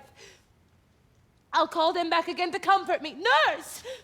Oh, what should she do here? My dismal scene I needs must act alone. Come, Vial. What if it be a poison which the friar subtly hath ministered to have me dead? Lest in this marriage he should be dishonored because he married me before to Romeo, I fear it is. And yet methinks it should not. How if when I am laid into the tomb, I wake before the time that Romeo come to redeem me, that there's a fearful point. Shall I not then be stifled in the vault and there die strangled ere my Romeo comes? Or if I live, is it not very like the horrible conceit of death and night together with the terror of the place as in a vault, an ancient receptacle where for this many 100 years the bones of all my buried ancestors are packed, where bloody Tybalt, yet but green in earth, lies festering in his shroud, where, as they say, at some hours in the night spirits resort, that living mortals hearing them run mad. Oh, look! Methinks I see my cousin's ghost seeking out Romeo! Stay! Tybalt, stay!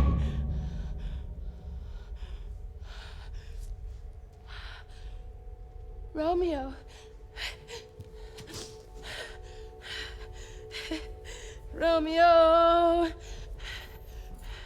Romeo, here's drink. I drink to thee.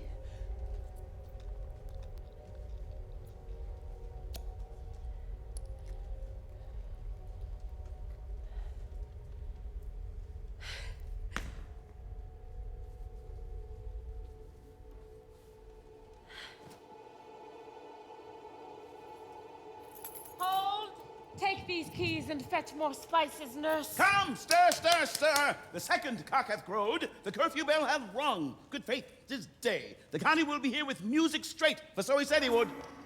I hear him near. Nurse! Wife! What ho? What? Nurse, I say! Go wake Juliet, go and trim her up. I'll go and chat with Paris. Hi, make haste, make haste! The bridegroom, he has come already. Make haste, I say. Mistress! What mistress? Juliet! My lamb? Why, lady? Fie, you slug-a-bed. Why, love, I say. Madam!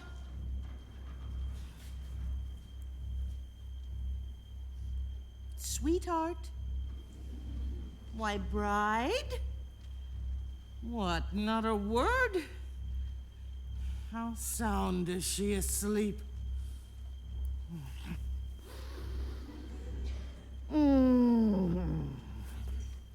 I must needs wake her. Madam, madam, madam.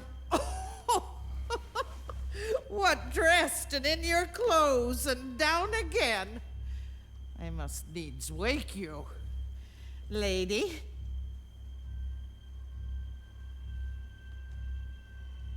Lady?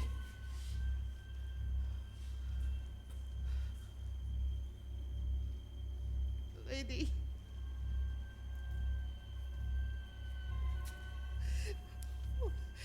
Alas, alas, help, help! My lady's dead. Oh, where a day that ever I was born! Samantha Vita! Oh, my lord, my lady! What noise is here? Oh, lamentable day! What is the matter? Oh, look! Look, how heavy day!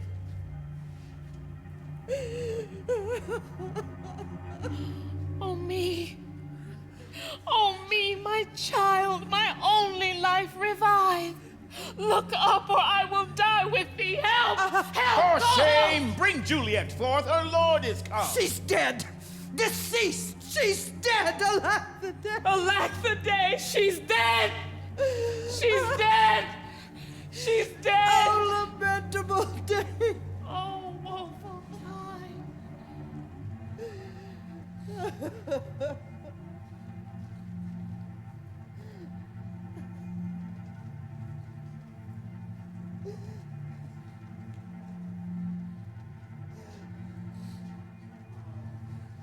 Death, that has ta'en her hence to make me wail, ties up my tongue and will not let me speak. Come is the bride, ready to go to church. Ready to go, but never to return. O son, the night before thy wedding day hath death lain with thy wife. There she lies, flower as she was, deflowered by him. Death is my son-in-law. Death is my heir. My daughter he hath wedded. I will die and leave him all. Life, living, all is death. Have I long thought to see this morning's face? And does it give me such a sight as this? Cursed, unhappy, wretched, hateful day! Peace. Oh, for shame. Confusion's cure lives not in these confusions. Heaven and yourself had part in this fair maid. Now heaven hath all, and all the better is it for the maid. Oh, in this love, you love your child so ill that you run mad, seeing that she's well. Dry up your tears and stick your rosemary on this fair course, and as the custom is, and in her best array. Bear her to church. Yes, sir. Go you in, madam, go with him. Go, Sir Paris. Everyone prepare to follow this fair course unto her grave. The heavens do lower upon you for some ill.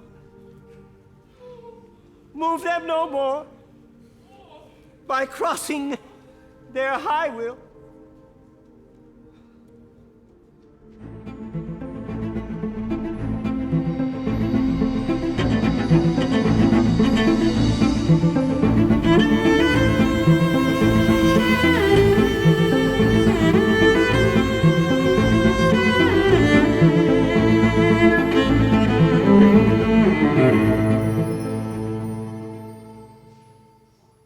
If I may trust the flattering truth of sleep, my dreams presage some joyful news at hand.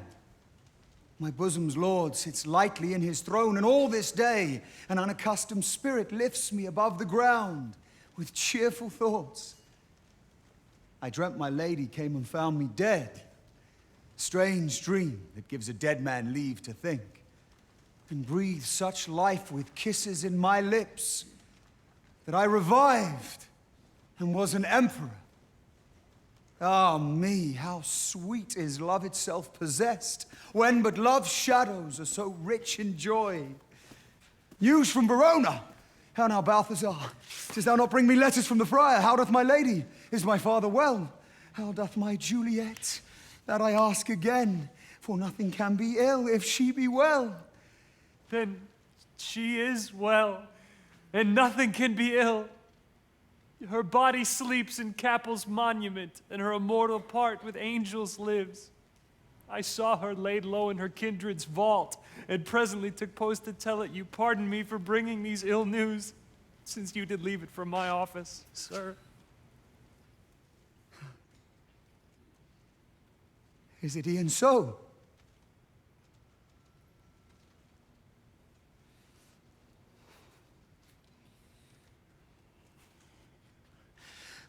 Then I defy you, stars! Thou knowest my lodging, get me income paper and hire post horses. I will hence tonight. I do beseech you, sir, have patience. Your looks are pale and wild, and to import some misadventure. Tush, thou art deceived. Leave me, and do the thing I bid thee do. Hast thou no letters to me from the friar? No, my good lord. No matter, get thee gone and hire those horses. I'll be with thee straight. Well, Juliet, I will lie with thee tonight. Let's see for means. Oh, mischief, thou art swift to enter in the thoughts of desperate men. I do remember an apothecary, and hereabouts it dwells. If I remember, this should be the house. What ho! Apothecary! Who calls so loud? Come hither, man. I see that thou art poor. Hold. There is 40 ducats. Let me have a dram of poison, such soon speeding gear as will disperse itself through all the veins, that the life-weary taker may fall dead, and that the trunk may be discharged of breath, as violently as hasty powder fired doth hurry from the fatal cannon's wound. Such mortal drugs I have, but Mantua's law is death to any he that utters them. Art thou so bare and full of wretchedness, and fearst to die? Famine is in thy cheeks, need and oppression starveth in thy eye, contempt and beggary hangs upon thy back. The world is not thy friend, nor the world's law. The world affords no law to make thee rich. Then be not poor, but break it and take this. My poverty, but not my will, consents. I pay thy poverty and not thy will. Put this in any liquid thing you will and drink it off. And if you had the strength of 20 men, it would dispatch you straight. There is thy gold. Worse poison to men's souls, doing more murder in this loathsome world than these poor compounds thou mayest not sell. I sell thee poison, thou hast sold me none. Farewell. Buy food.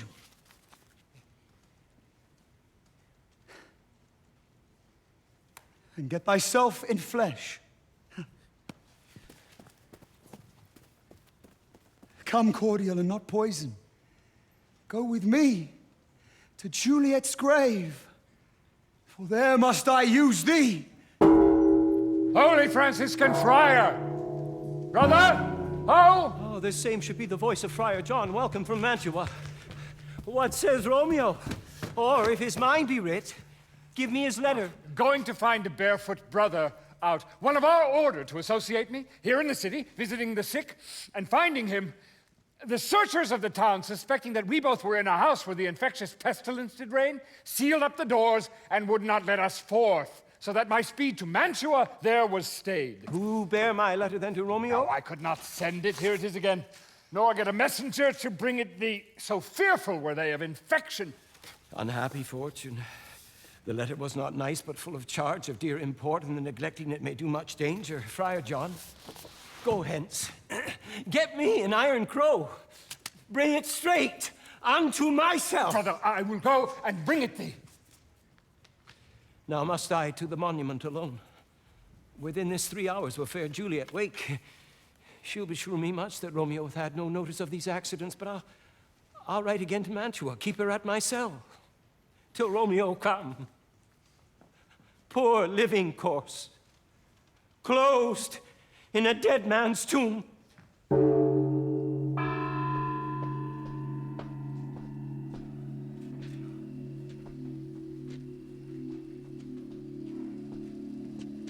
Hold. Take this letter. Early in the morning, see thou deliver it to my lord and father. Give me the light. Upon thy life I charge thee. Whate'er thou hearest or seest, stand all aloof, and do not interrupt me in my course, therefore hence be gone.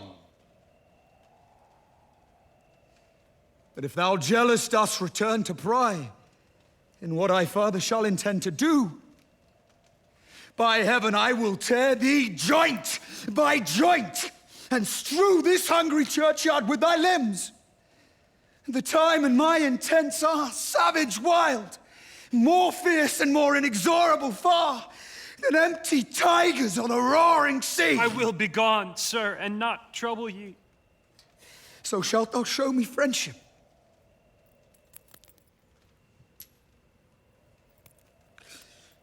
Take thou that. Live and be prosperous, and farewell, good fellow.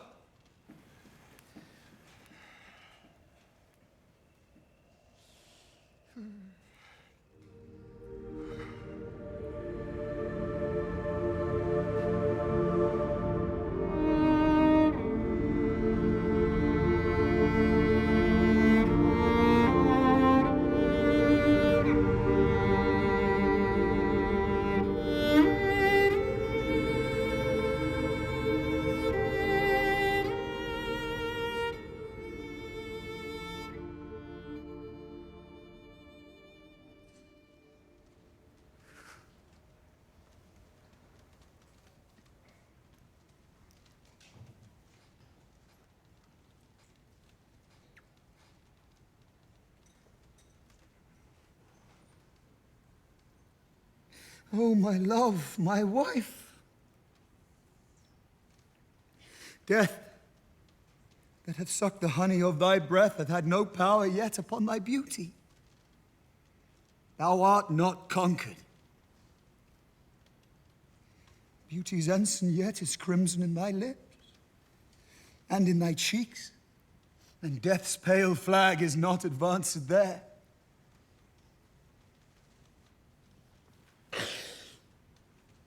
Ah, dear Juliet, why art thou yet so fair? shall I believe that unsubstantial death is amorous, and that the lean, abhorred monster keeps thee here in dark to be his paramour?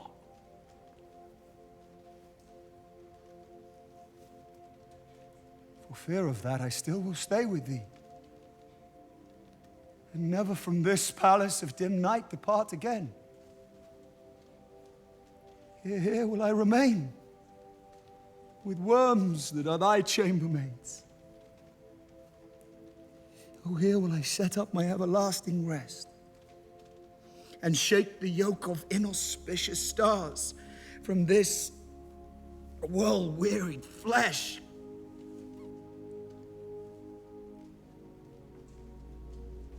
Eyes, look your last. Arms, take your last embrace. And lips, O you, the doors of breath, seal with a righteous kiss a dateless bargain to engrossing death.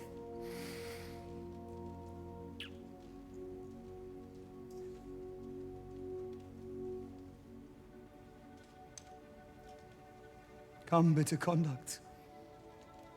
Come, unsavory guide. Thou desperate pilot, now at once run on the dashing rocks, thy seasick wearied bark.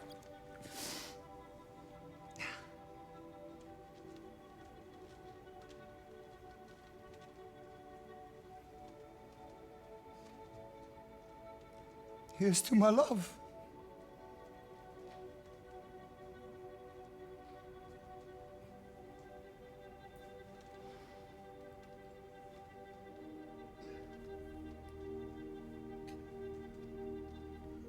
Oh, true apothecary, thy drugs are quick.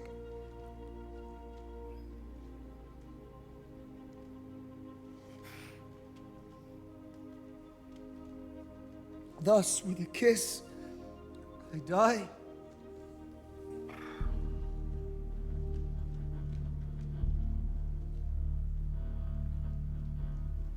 Romeo.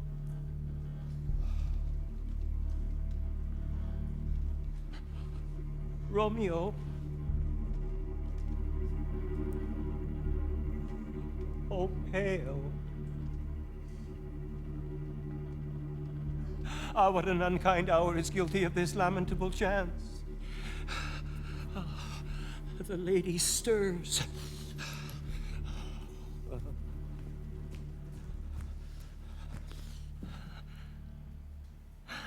Oh, comfortable friar!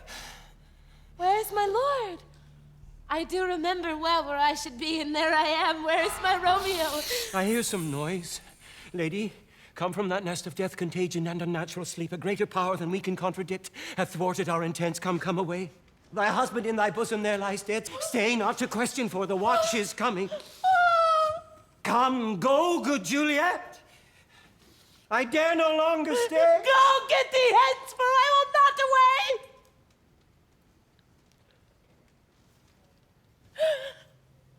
What's here, a cup closed in my true love's hand? Poison, I see, hath been his timeless end. Oh, true, drunk all and left no friendly drop to help me after. I will kiss thy lips.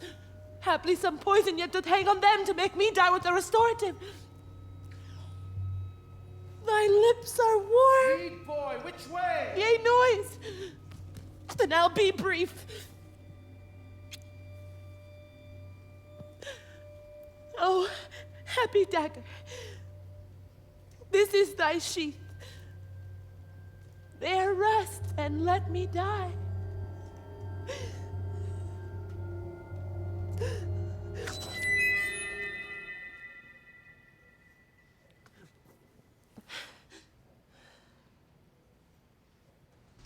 What misadventure is so early up that calls our persons from our morning rest?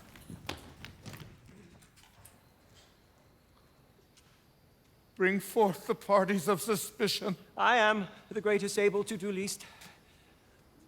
Romeo there dead was husband to that Juliet.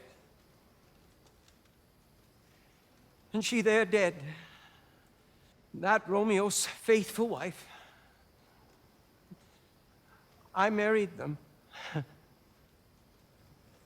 And their stolen marriage day was Tybalt's doomsday, whose untimely death banished the new-made bridegroom from this city, for whom, and not for Tybalt, Juliet pined. All this I know, and if aught in this miscarry by my fault, then let my life be sacrificed some hour before its time unto the rigor of severest law. Where be these enemies? Capulet, Montague, see what a scourge is laid upon your hate, that heaven finds means to kill your joys with love. Oh, Brother Montague, give me thy hand. This is my daughter's jointure, for no more can I demand. But I can give thee more. For I will raise her statue in pure gold, that whiles Verona by that name is known, there shall no figure at such rate be set as that of true and faithful Juliet. As rich shall Romeo's by his ladies lie, poor sacrifices of our enmity. A glooming peace this morning with it brings. The sun for sorrow will not show his head. Go hence to have more talk of these sad things. Some shall be pardoned and some punished. For never was a story of more woe than this of Juliet and her Romeo.